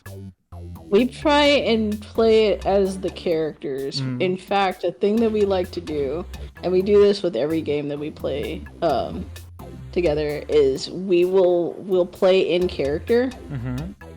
So like when we're trying to play a new multiplayer game, like it's an open world game we're playing together, we'll actually role play while we play the game, so we're more immersed and we're having a lot more fun, and we have more of a connection to the game itself. So, and that just kind of trades out into like any game that we happen to be playing together. So we'll pretty much just try and play as close to like, this character would do this or this character would do that. Yeah, it's fun. I like that. I think Catherine and I mostly did. We did like maybe this actually didn't make it. We had a good time, but I think in reflection, we played it like as common sense. I don't know why. I don't know. That's just how we both are. We played it as common sense as possible, and we did a good job of no one dying. If it wasn't for a quick time event that I screwed up, and then somebody died. But I guess it was just a thing of like nothing. I mean, it was the quarry was a really cool story. I love all the decisions that they made. It's just like, I don't know if Kath and I were too type A, where we're like, well, of course you don't just do this, or we also did a lot of like, oh well, if we were the game designers or the writers, we would have made this a trap, and then we do the opposite, and we were right. And so I think like we were a little too overly analytical when we played the game. Again, still having a great time, but we didn't play into the tropes. We thought we could do better than those campers, and we did. Yeah, we did pretty solid. We got almost everybody, almost. We had one moment where we were like, and then it was like, oops, not that, I guess. But it was still fun. The story we got was still pretty fun, and we enjoyed it. So I'm speaking this way on purpose, so I don't want to spoil anything for anyone either. There's so much I want to say, but we should talk about it. We will have to talk later and see or a Before Dawn or the Quarry game night. Oh, ooh, that'd be pretty cool. I wouldn't mind that. I wouldn't be opposed. You could be the one that gets us through with all the characters. I'm the wet blanket. I'll gladly play it. Did you play Until Dawn? No. The Quarry was our first one of those kinds of games. Okay. Are you gonna play it? I think so, because like we really struggle to find a lot of good like co-op games that we can both enjoy. Like when the two of us came out, we had such a great time with that one, and then we finished Split Fiction, which was even more so. I had such a great time with that. And the quarry was actually Catherine's idea, which is fun because she doesn't do horror very much, but she's been pushing her boundaries more. Nice. And so I was totally on board, and yeah, we like the story element. I mean, because she watches The Walking Dead, she likes zombie stuff. We've played, not together, but she's played the Telltale Walking Dead games. Yeah. Yeah. And so that might be what we try finishing before we try a Before Dawn game.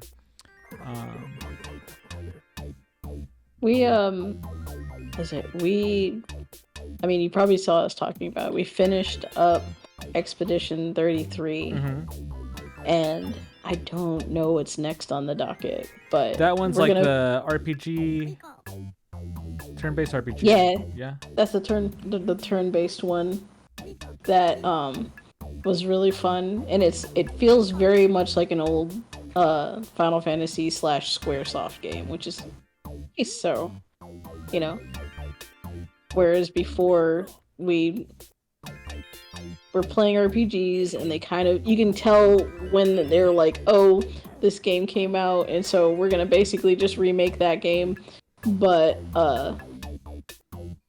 Expedition 33 felt pretty nice in its own thing, and so it was a nice change of pace to play that one, and the story was really nice and sad, but we enjoyed it. What kind of is it? Fantasy? Yeah, it's like super high fantasy. Oh, cool. Yeah. So what kind do you think you would follow it up with a different flavor genre of game? Oh, maybe. I mean, I'm not too worried about like if we're playing too much of a similar. Like I don't go like, oh, I'm burnt out on. I'm tired. I'm tired of dragons. I feel more like it would be a matter of like, oh, this seems really good, and we could probably play this one together, sort of deal. How do you pick that? Like the games that you could play together. We will watch the trailer, and if either one of us goes like, "Oh, that looks sick," then we're probably gonna play it. that's a great way to tell. Yeah, we generally don't like have to force each other to play games we don't like. I know I play a lot more just casual games than Axer does, but he's a sweetheart and will play them with me. Like for my birthday, we played House Flipper 2 because they also brought out their co-op mode around like 5 days before my birthday, so we got to play that together. Oh, that's cute. Somebody's got to flip those houses. Playing that. Yes, we do have to flip the houses, and that was pretty fun. We kind of like destroyed it, if only because like after like the first couple of houses, we kind of were like, okay, and then we'd have the house clean within like minutes. You had a system right away? Yeah, we started having a system right away, which is not too untypical of how we end up playing those games. Like the first couple of minutes is us figuring stuff out, and then like afterwards we're just like trying to go like, okay, I think we finished too soon. We need to maybe slow it down just a little bit. So there is that danger of like, uh-oh, now we're too good. Maybe we let it relax a little bit. How do you two share single player games? Like you were saying earlier, dividing the duties of like you taking care of the battle parts, and then you said Axer took care of the story parts for yes, that 99 game. Yeah, so the way we usually figure it out is we'll just kind of like in the moment we'll go like, this feels good, and we'll pass the controller back and forth, or I'll watch Axer play the game, and then like he'll be like, you want to give it a try? And I'll be like, sure. Or I'll be like, nah, I'm good. Mostly because I've already gotten comfortable in the watching and it's been too far. And I'm like, if I take it over now, I'm going to be like, oh, whatever setup you had, you might as well just kiss it goodbye because I don't know what I'm doing and just used up all your potions. Yeah, Sorry. yeah. You know, so like we'll balance it that way. A lot of times though we'll go in with the plan to be like, oh, we're gonna play this together and this is how we're gonna play it, and that'll be pretty good. We'll get some snacks and then we'll just kind of like hang out and just kind of like chill. That's cute. We the last game that we tried handing off back and forth was Tears of the Kingdom. Which it took us, like, usually I would just like binge, if you know, before meeting Catherine I would have just binged like that game. Like Breath of the Wild came out when I graduated college, and I was single. I was like, I don't need a life right now, and then I just went ahead and just played it all. But this is the first time we're like, all right, we're a serious relationship and this is a serious game that I've been waiting a long time for. How are we gonna do this? And it kind of came out naturally. It just there was some aspect of like, you know, if you played with younger siblings, life in life, like, all right, you died, it's my turn. All right, I died, it's your turn. That was one way we did it. We couldn't progress in the story. Like, we could explore, but we could not progress in the story without the other. So pretty much like binge watching television rules. And I think the one thing that I had to show a lot of restraint with, and I think was like a testament of like how much I really wanted to be with Catherine and make this relationship work. I had to recognize moments where I'm like, oh, this is gonna be awesome. Like the boss fights in Tears of the Kingdom were awesome. I thought they did a great job. There was moments where I'm like, sweetheart, you got this, and then hand over the control and willingly like it's called compersion, finding the joy of other people through that other people feel. So finding joy when other people feel joy, and just basically being like, you know, something that I know that I would have just greedily wanted to do, making a purposeful effort of being like, oh no, I want to watch my future wife play this. And so that's really sweet and also very big of you. There have been moments when I could tell that, like, you know, we've been playing through a game and it's been really, like, you know, a long road to get here, and then Axel will hand over the controller and I'll be like, nah. Because I'm like, I know this is what you wanted to get here, then I'll watch. And, like, we'll do the polite, like... Yeah. But, you know... Yeah. I like having fun watching his face when he's just like doing the fights and he's having fun. Yeah. He's really in it, and it's I enjoy that. And sometimes I'm like, can I do it? I only really butt in when, like, I see here's the other thing that I had to learn also being in a relationship is like, if either of us, if Catherine or myself, is struggling through a moment, sometimes, you know, they don't want help. They want to, it's a challenge that they see for themselves and they want to handle it. And so that's something that I definitely had to learn, because like Catherine like really likes The Last of Us, and like similar to what you were saying earlier about, like, you know, as soon as you come in, like, you have a different setup, you use up all the inventory, this and that. I did the same thing with Catherine, where like the first time I watched her play Last of Us, and there was a particularly hard moment. I was like, hey, can I give it a try? And then I just go in, no stealth, just guns blazing, throwing bottles, running from one end to the other. And then I'm like, all right, I did it, sweetheart, here you go. And then she's all like, you just used up like everything that I had saved. And she would have to restart a save. I don't know if you can restart from a save point in The Last of Us, but essentially was like, she learned really quickly that I didn't get The Last of Us. And so I learned that like she would handle these things herself. So my Breath of the Wild moment is that I come from an Oblivion background.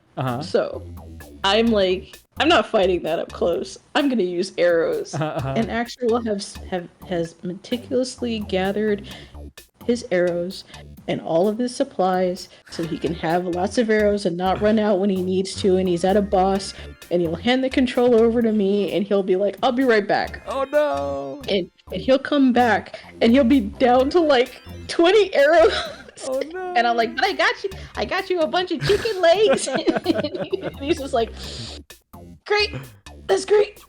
Oh, that's great. And then he'll sit there and he'll go back and he'll meticulously go back and get his arrows, and he won't complain because he's just like, we're playing this together. Because he loves you. Because he loves you. He loves me. Oh, that's so funny. Oh, are arrows really hard to Jason's come across making- in Elder Scrolls? No. In Elder Scrolls, no, because you can go and shoot something and your arrow will be in the dead body. Oh, but in Oblivion, they're just used up. No. In Breath of the Wild, they're gone, but in Oblivion is something. Yeah. Okay. So I'm used to like, oh, I'll just go get those arrows back, no problem. And then that doesn't happen, and I'm like, oh. So you're out of arrows. And he's like, I see that. I see. That's well, cute.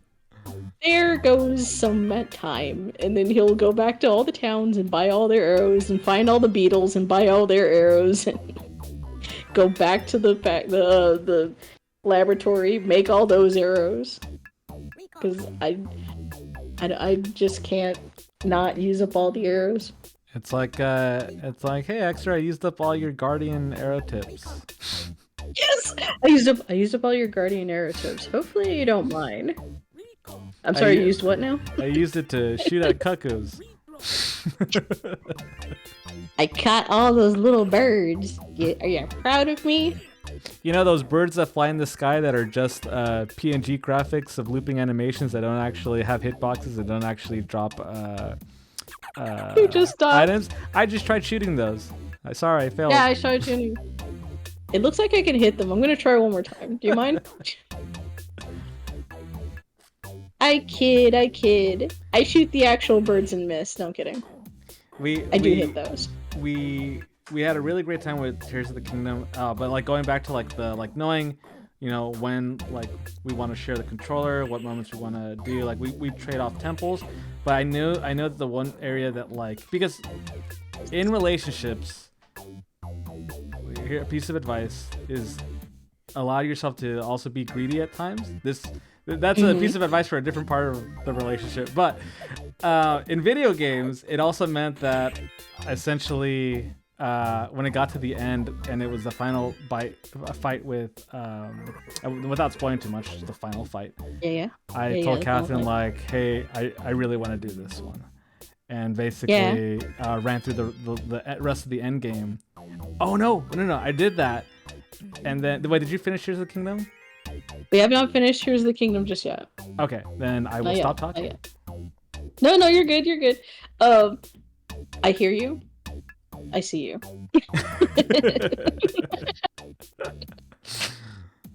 But also, can I just say, I like that we went from talking about like how Viva Piñata and Monster Rancher taught us about life and death to now Tears of the Kingdom has strengthened our relationship. Yes.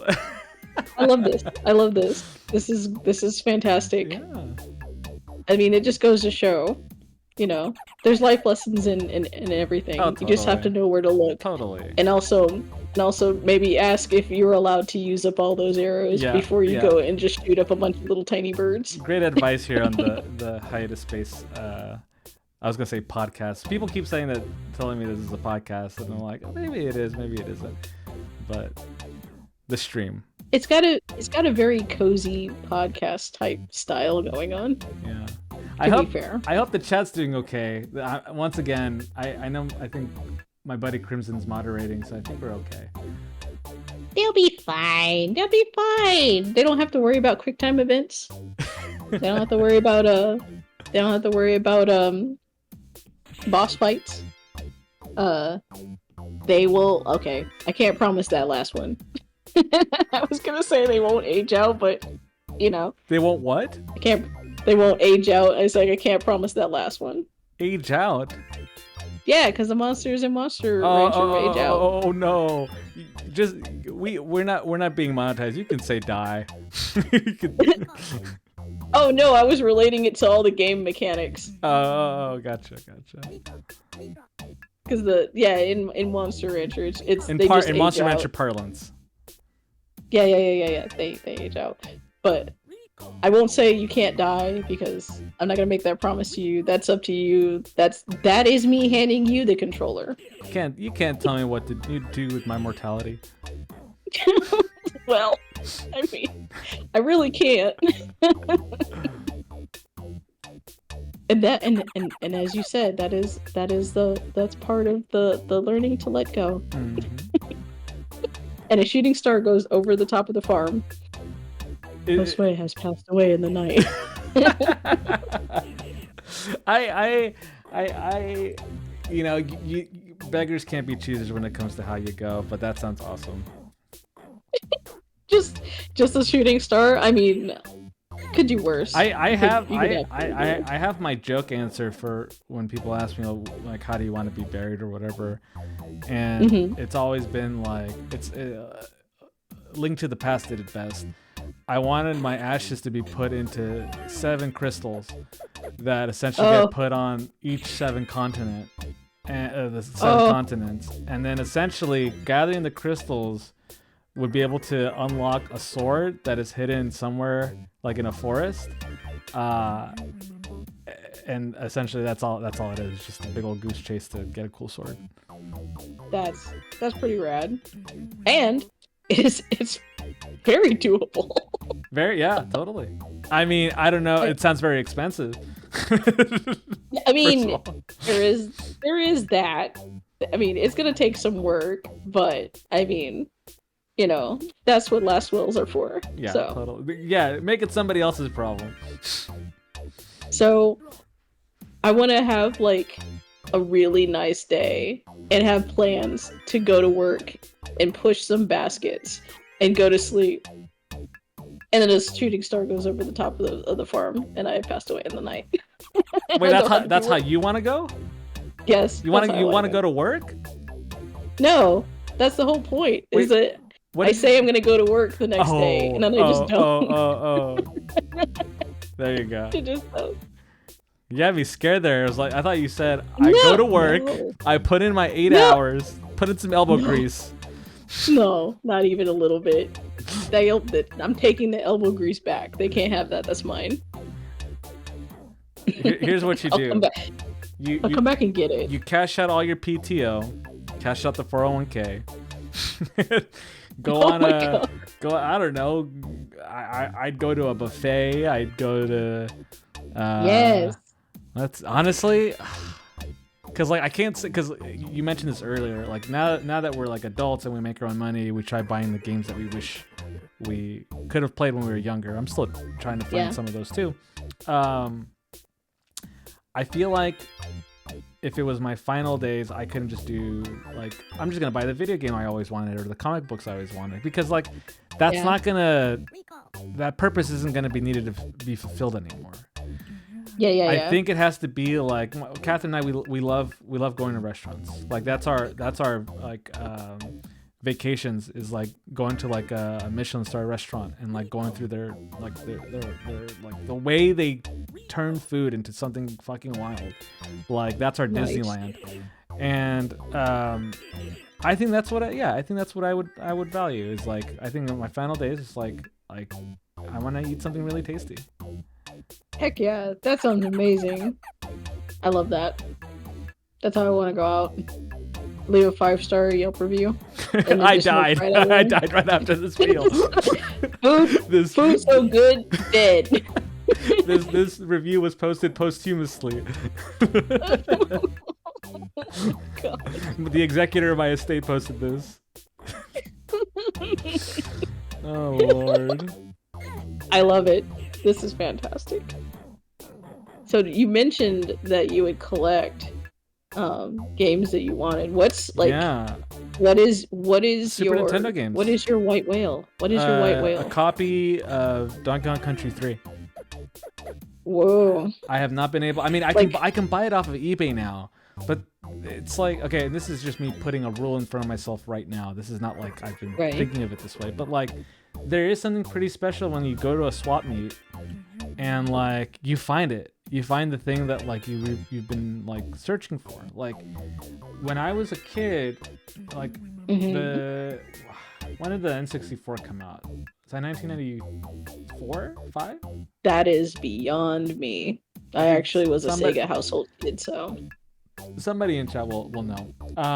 96 says my buddy Crimson. So essentially, they put out Donkey Kong Country 3 after the N64 came out, and so they were still putting out Super Nintendo games. And I remember I was probably, because I was born in 93, so I would have been 3 in 96. I probably wasn't looking for games like actively until I was maybe like 10 or 12. So what is that? Quick math, 2005. So I for Christmas, like, you know, I would find the it wasn't GameStop. There was something before GameStop. EB Games. Yes. Yeah. They would put out a catalog. And I remember seeing they still had Super Nintendo games on those catalogs, and I remember, and this is me being like the worst child. Not that I was like always this bratty about things, because like, you know, I knew like I didn't know how much my parents made, but like there was a reason that, like, you know, I didn't have a PlayStation or an Xbox. But essentially, like, I remember seeing a Donkey Kong Country 3 cartridge in the EB Games catalog, and it was around Christmas, and I told my mom, like Mom, like this is all I want is this one game, thinking that like they're gonna just have it in stock. And like, my mom, like, she like English is her second language. I remember growing up with her going to night school to work on her English, which like she's improved so much on. And like, this is me being an adult reflecting on my parents now, but like she came back to me saying like, I remember she showed up in the van. I ran out of the house to the van to see if she was able to find it, and she had told me that she couldn't. And I remember as a kid, the first thing I thought was, oh, she's lying. Oh no! And just kind of holding a grudge to my mom that like, she didn't even check. I bet she didn't even bother to look at the store. As an adult now, I know. As an adult now, looking back on it, what a fucking asshole that kid. You in that moment, you were not a little skeleton. No, I wasn't a little skeleton riding on a Chuck E. Cheese. No, you were a child. No, so like I 100% bet you my mom did go check. She's that kind of lady. And to even do that, knowing that like English isn't her first language, and to me to communicate something like that, like I wholeheartedly appreciate now. But yeah, so like Donkey Kong Country 3, if I could just find, because I have dreams. A reoccurring dream I have is going to a game shop and finding the cartridges that I want, finding games that never came out, like Super Mario World like 3. Like I would have dreams about like the delight of finding these things out in the open. And there's less and less of those stores now. So just, you know, we live in a time where you can be instantly gratified by things. You can order things off of eBay, order things off of Amazon, and you just get it. But nothing will replace the feeling of finding it out on your own. And I feel like it's in a kind of good way. It's a cooler challenge to be able to find it now, as you know, these game shops just kind of start disappearing. Yes, I agree. Yeah. It's I'm okay. I'll share 2 stories with you. Mm-hmm. I'll share a good one, and I'll share a bad one. Okay. So you don't feel alone in being a child for one moment. When I was younger, I was obsessed with Darkwing Duck. And they had those action figures, right? Oh, what a theme! Sorry, what a theme that would have been. That's the next time I'm bringing you on. We're doing that. Yes. So they come out with the action figures, and I wanted the whole set. And I could have been reasonable and been like, hey, this is the thing that I want, and just left it at that, right? No. I drew a picture, unrelated, just like random pictures. I drew a random picture of a character, not from Darkwing Duck, just a character. Like, I think one of them I drew like a shark in sunglasses. Uh-huh. And he's got a little word balloon going like, I want this, I want the Darkwing Duck with the Thunderquack and all that stuff, right? And I drew one for each of the action figures, handed them out to my family, by the way, and with all the seriousness and in my entire chest, when you get this, return this picture to me. Oh my god. So they didn't even get to keep the picture. They had to return the picture, and then that's how I knew that they got it, but also I want my art back. Oh my lord. We are birds of the same feather, Camry. Yeah. The audacity of us. Do you want to know the real kicker? Do you want to know the real? I would love to hear it. Yes. The real sour note in this whole thing. I got every one of those action figures and my pictures. Wow. And nobody did what did your family say? They didn't say anything. They're like, okay, that's what you want. And then, like I said, straight up, all the action figures and the artwork back as instructed. I was like, good. Nobody told you, hey kid, this isn't how real life works, and then punch you in the gut. Nobody said anything. They just let me do this. They said nothing. Oh they let that happen. And later in life, I was just like, damn. Yeah. I would have been like, good luck, kid. Yep. But yeah. Go ahead. No, I'm just saying, like, this is the kind of shit that I would pull out too. Like, I totally relate to this. Yeah. That is what I did. And then, okay, so the good story. I don't know if you're familiar with Werewolf the Apocalypse at all. With what? Werewolf the Apocalypse. Mm-mm. It is a tabletop role-playing game. Okay. Basically you're playing a werewolf. But I mean, that's just the setup so you understand what this is. I went to a thrift store, and I was just, sometimes I just kind of kick around, look at stuff. I found a shoe box, and I'm like, why is there a pair of shoes over here? I opened it up, and it was the full set of the Werewolf the Apocalypse trading card game, like all of them, every last card in that box. And I was like, oh, this is pretty neat. And so I bought it, and it was like, I think maybe like $5. And now each of those cards, like depending on the card, you're looking at somewhere around $20 or $75. Wow. Uh-huh. And I'm like, I was just like, in that moment, I was like, yeah, this is really cool, because I liked Werewolf the Apocalypse. And then I still had the audacity to be like, some of this artwork's ugly though, so I'm gonna get rid of some of these cards. So I was still blessed, and I still had I didn't quite appreciate. Yeah. So we are the people we are, and God bless the folks who love us. Oh my gosh, that was. If I needed any more proof that we are friends. My family, here's the thing, like they say that to like to Catherine of like I don't know how you like lovingly, they say this lovingly, I hope. They're like, I don't know how like you get along with Josue, they're so stubborn. And they're right. I'm stubborn with my family. That's just that's how I am. That's how I grew up. There's a video of my third birthday party. It was in Mexico, and they, when you're in Mexico, you have all the family around, so everyone's there. There's a family video. Everyone's having a good time, and they're like, well, where's the birthday kid?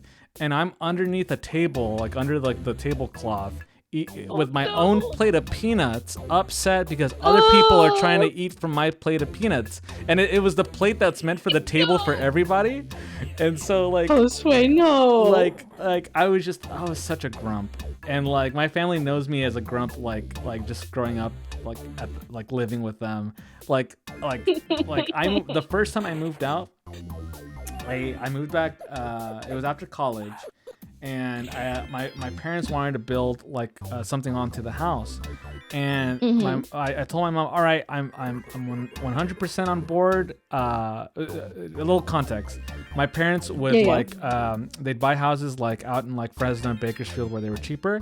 They would flip them, so like they would like clean them out, like fix the yard, paint the walls, and that would be like our spring vacation. We'd go with them. Fellow flippers, I see. Yeah. So just like your video game.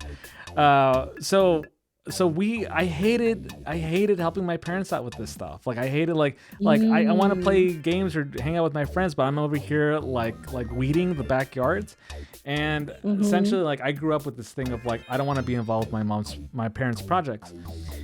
And I was an adult. I was working my first design job. My mom said, hey, just, after college, when you get your first job, just stay at home so you can just save up money. I'm like, you're right. That's a good idea. Yeah. But she said, hey, we're trying to build something on the house. What's it called? Like a guest room. Yeah. And I was like, okay, just don't involve me. That's the first thing I said. Don't involve me.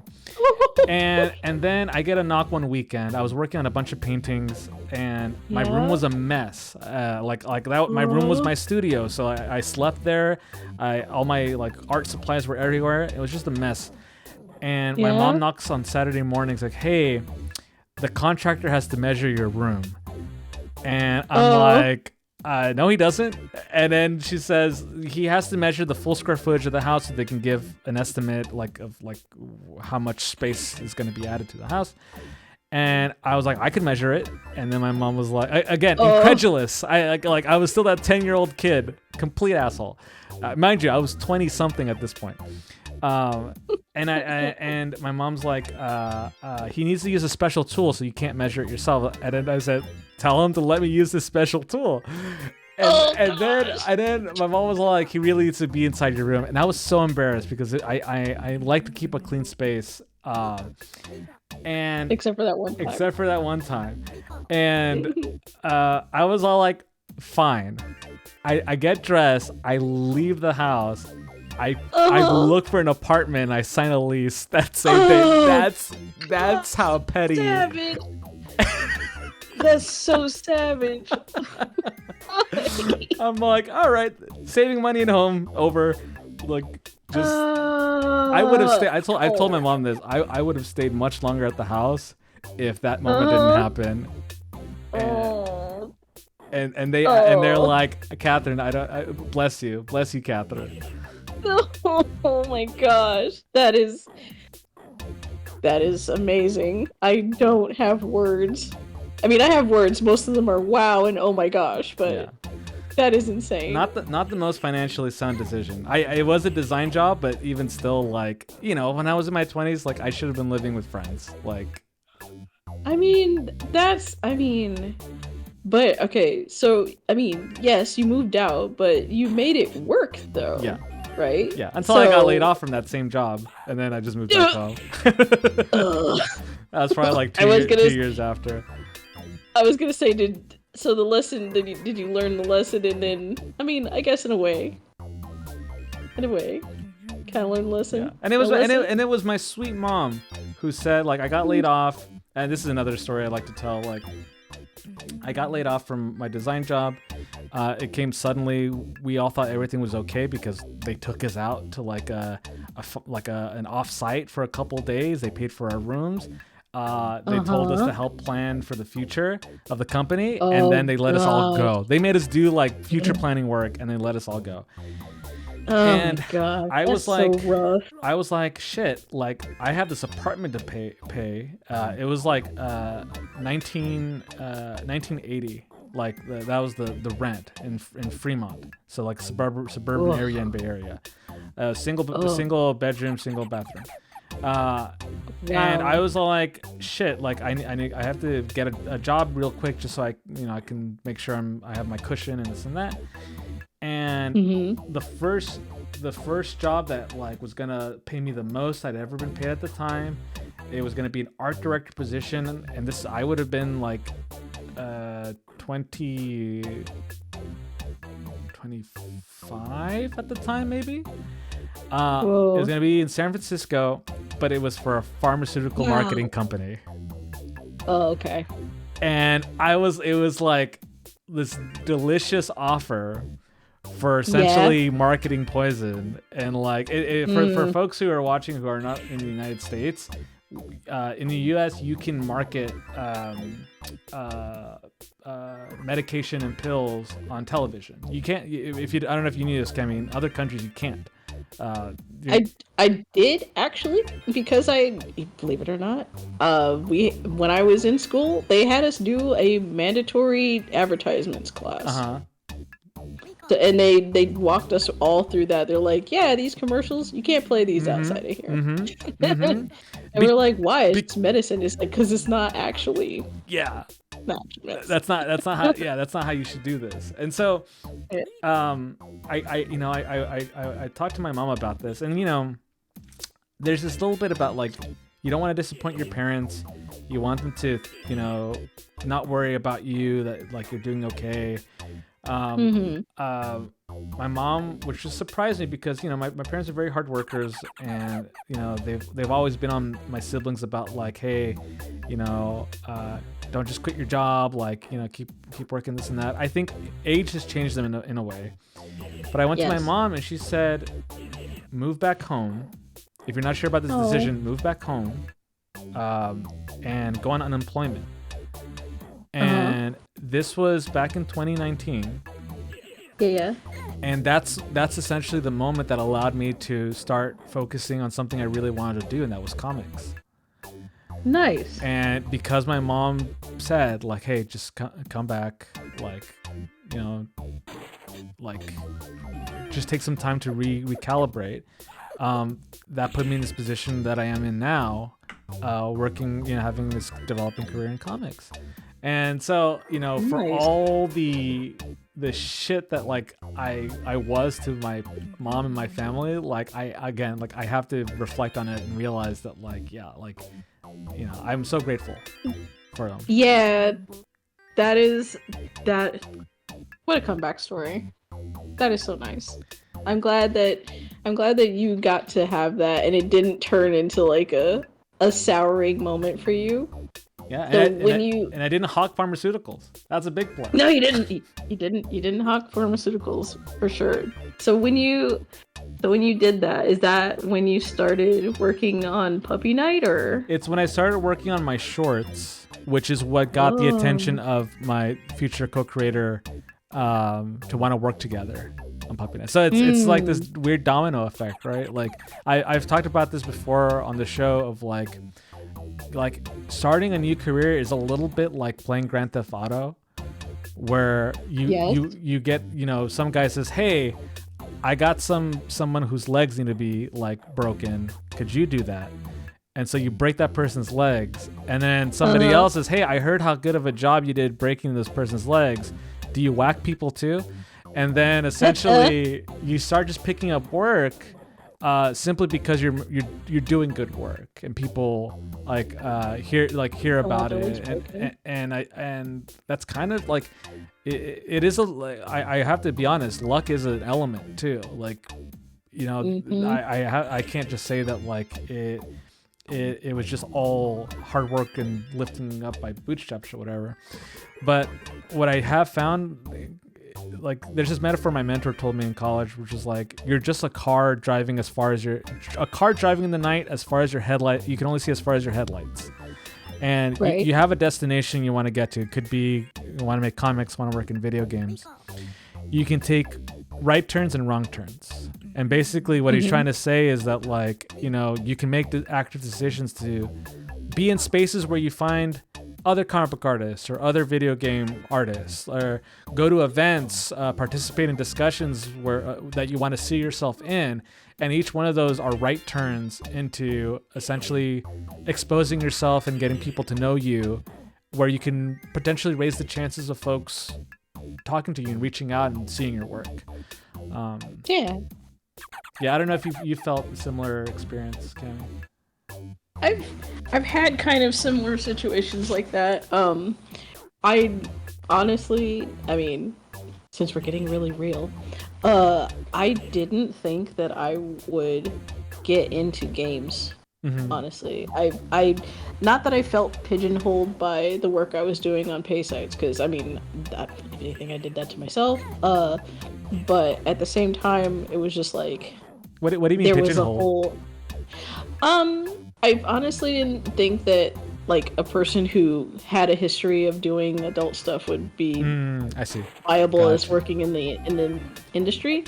But that's also because like when I was growing up, a lot of people would kind of push that that belief around, and they'd be like, "Oh, you can't do that if you were in adult stuff, then they're gonna find out, and then you'll never get hired, and you'll be completely blacklisted, and they'll hate you." And I'm like, I guess I'll be hated then, because I was like, well, I mean, I'm fine, and I don't necessarily need that. I mean, sure, I'd want it, but I don't want to have to change who I am so that I can be over in this particular area.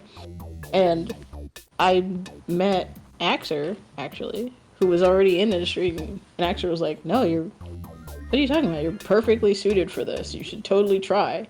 And I was like, "No, I can't. I totally won't do it." And it was just like this back and forth of him trying to basically let me know that, no, you can, and that does not matter. And don't worry about that so much. And me being like, "No, I'm not good enough. You don't understand my dark past." and I resisted for the longest time. And then I got my first actual job, which was the job at Congregate. And I was really good at it. And he was like, "See, you're fine. It doesn't matter." And can we get hearts in chat for supportive partners? Yes. I don't usually do this. Let's put some hearts in chat for supportive partners. Yeah. I can't see it. I'll just believe that they're there. There's a couple. There they go. There they go. Yeah. I mean, I do. I mean, this is gonna sound really sappy, and I'm gonna say it anyway. But I do owe a lot of that, like, repair to Axer, because I mean, if I had just continued the way I was, I probably wouldn't have strived for anything higher than like, "Oh man, I hope this particular person commissions me one day." And then now I'm just like, maybe, I could work at this company, which is, is more viable. I mean, less viable because the job market's kind of like in the crap right now, but more viable, not because of what my history was, and more outside of my control, which, while it sucks, I prefer that.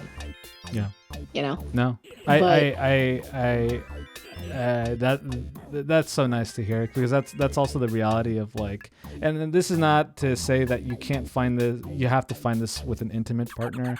I think this could also extend to just having a friend that could really make you understand, like, the value that you can bring, because really, like that, like, Cammy, I don't think, I think this is a universal experience that we're sharing of, like, who are the artist's biggest critics? It's the artists themselves. And you really need an outside perspective to get you out of that funk, that essentially where you're convincing yourself that you're not capable. And to have just one person to be able to tell you that, like, no, you can definitely do this. It means so much.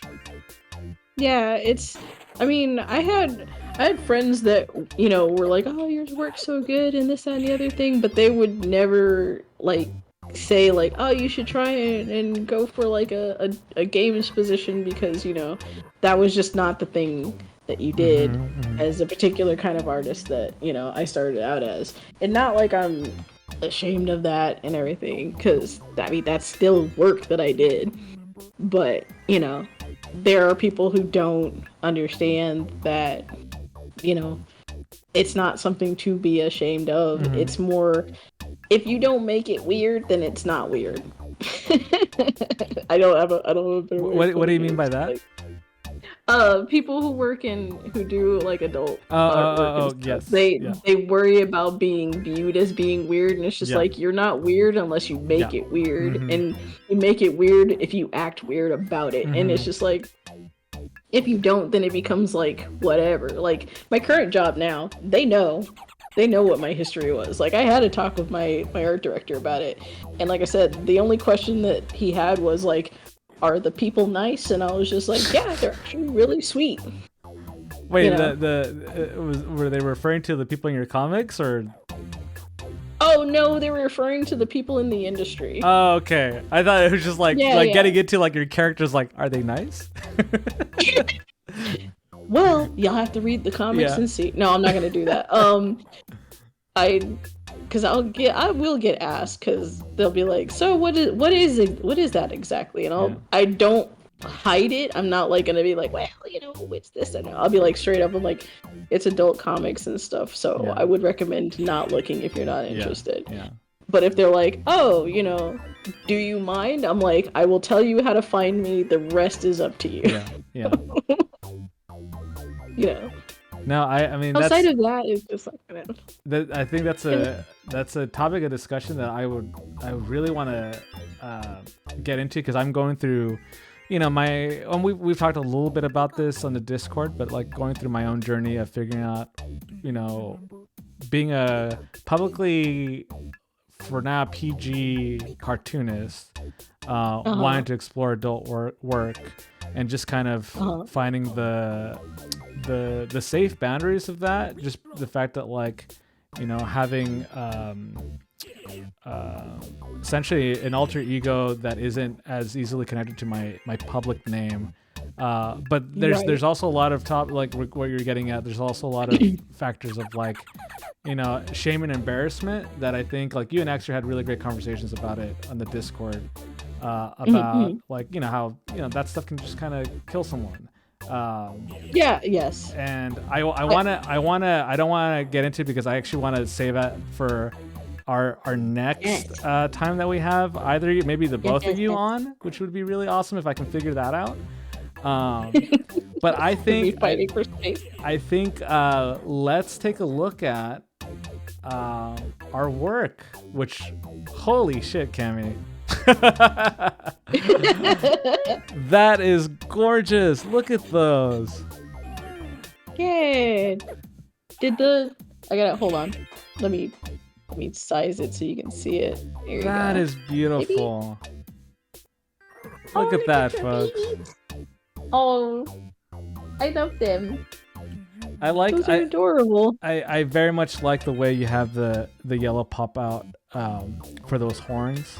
I'm sorry, it looks like I didn't let you finish off the horns at the top there.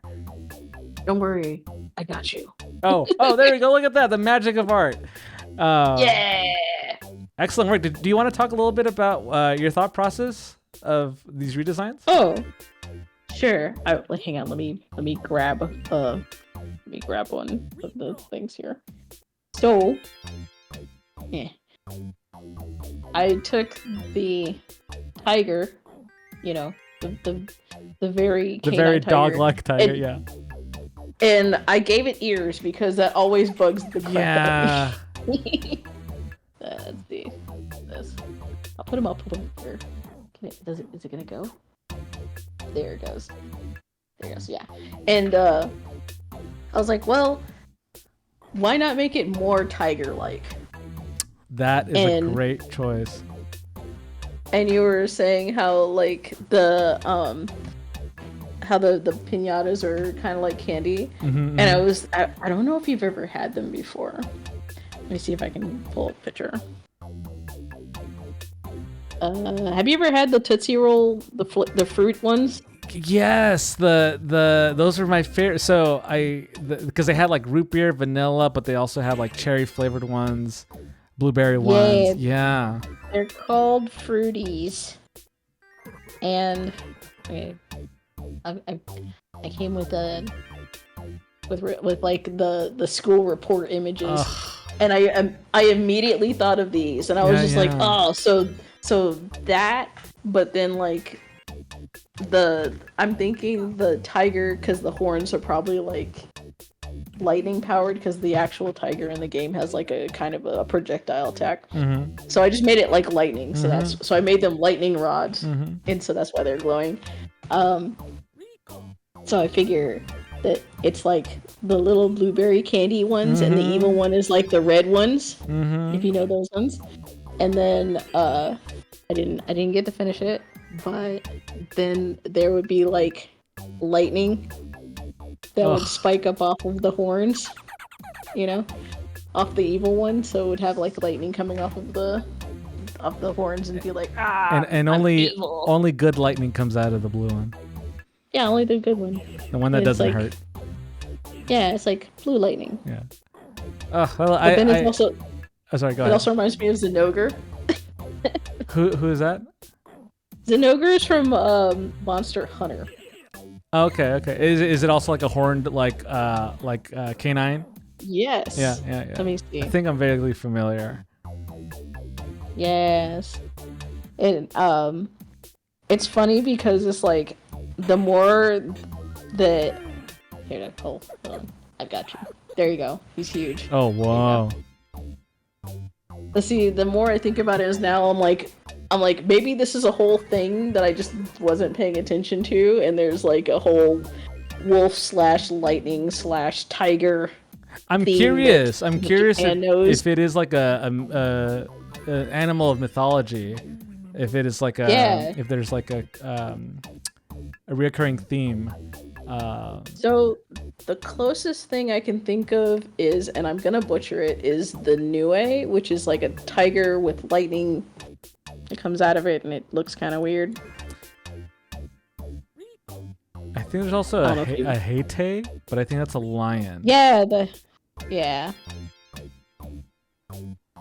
But I love your colors. I love the very like soft reds and blues. Thank you. This thing. I'm thinking of this. Oh, that's a monkey. Yes. Oh, that's a monkey. That's not somebody. It's like when they tried describing like animals in the old world. Somebody like was just woke up from a nap and saw a very blurry monkey and goes, I must draw this, and then they drew that. Yeah. But they're like they're kind of like a chimera thing, but also again the lightning, because they're supposed to be like related to storms. And to bring it back to video games, I'm pretty sure I played a game where they had one of those and it pulled down lightning. My brain is on fire, but I cannot remember for the life of me. But I'm pretty sure that's what's going on. I think the lightning for the piñatas made me think of like these would taste like as if I would eat one of these animals whole. I feel like they would taste like warheads. Yes. That's what they warheads with the sour powder. Yeah. Oh gosh. Yep. I will give you one more story. Okay. In high school, we actually, the little warhead spray, the mouth spray. No, that sounds very like not a good idea.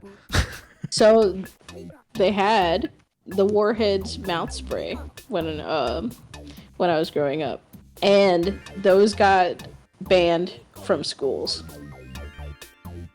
I'm sure you couldn't, because they thought, and I don't know why they thought this.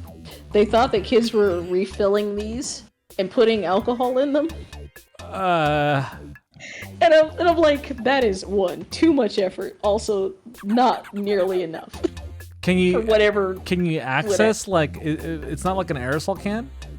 No, it's got it's just like a little pump thing. Okay. So you can totally screw that off of there. But I'm saying like the reservoir is just like eye drop level. So you're like yeah, I'm really getting away with something. Gosh. And it's just like, if you're gonna go that far, why not just take the whole bottle of just swig it. But instead, just like, no, we're gonna put it in sour spray bottles and spritz our tongues like we're going out on a date. all I'm seeing from that image is God, the amount of one-use plastics that we were just wantonly using. Oh man, for this like thing is like candy. Was it? Yes. This is like what 5 layers deep of plastic cap, container, airizer, Yeah. tube. That's insane. Then there's like a metal spring in there. Yeah, we deserve whatever the hell we're getting. Like, Jesus. We deserve this. This is what we did this to ourselves. But yeah, there you go. Great work, Kemi. Nice. I went pretty rarefied. I could not remember for the life of me what the eyes look like in the rare Piñata designs. But I think the one aspect that I wanted to really characterize is kind of how evil the fucking red version, like the evil versions look. Yes. To the point where like their mouths like crack open. Yeah. Yes. Right? They're split open like they're broken, and that makes the jagged row of teeth. Oh, yeah. I love that. And I think like they had, I don't know. I thought I if I remember correctly, like if their eyes were like an off color to the red. Yeah, it was a green. You got it. Straight up. But yeah, I think there's something fun about like the differences in the shape. And then the little guy on the left just looks like he's just munching on grass. He's not supposed to eat the grass, but he's just pooping out candy. That's okay, because I mean, honestly, I prefer if they poop out candy than how you normally get it from them, which means that you either accidentally smacked one when you were, packing down the dirt, which I don't know if you've done. I've done a lot of times. I've definitely killed some worms that way. Yeah, so many. Rest in peace, little worms. Or they off screen get popped, and I just hear the It's funny because that sound clip of the kids going yay. There's another game called Condemned, and you're fighting crazy inmates, crazy prisoners. It's like Manhunt. Yeah, kind of. And your weapon that you could pick up is a shovel. And I immediately was like, oh man, it's a good thing that I'm not part of the modding scene, or I'd just replace all the death sounds with that because it's like it's the shovel, and that's the first thing I thought of, and I'm like, yeah, it's probably for the best. But yeah, no, I love yours. You're super cute. Cami, did you have a good time? I had a blast. Did you have a good time? I had a great time, and I'm so happy that we got to do this. For those who didn't know, Cami was supposed to go after Axer, but it aligned perfectly with their birthday. And did you have a good birthday? I did. I had a fantastic birthday. I'm glad to hear it. Yeah. Because that makes it all worth it. Because obviously my stream is very, very important, and my dance card is very, very full. Well, as you can see, this was my life goal, and I achieved it. So thank you so much, Cami. You're welcome. Thank you for having me on. This has been a fantastic stream. I'm glad. Folks, we are going to be on hiatus for 2 weeks. I'm going to go on my honeymoon. Kathy and I are going to go to Paris. We're going to eat so many pastries. Holy crap. Do not die. You're not allowed to die. You both have to come back. I'm not. But if I was going to die, you know what to do with my ashes, Cami. Folks, yes. Have a good time. Have a good night. Have a good rest of your week. Follow Cami on Blue Sky. You can see the socials right on the top right. I hope everyone has a good night. And thank you again, Cami. Yeah, thank you so much for having me. It's a wonderful time. And here's the outro.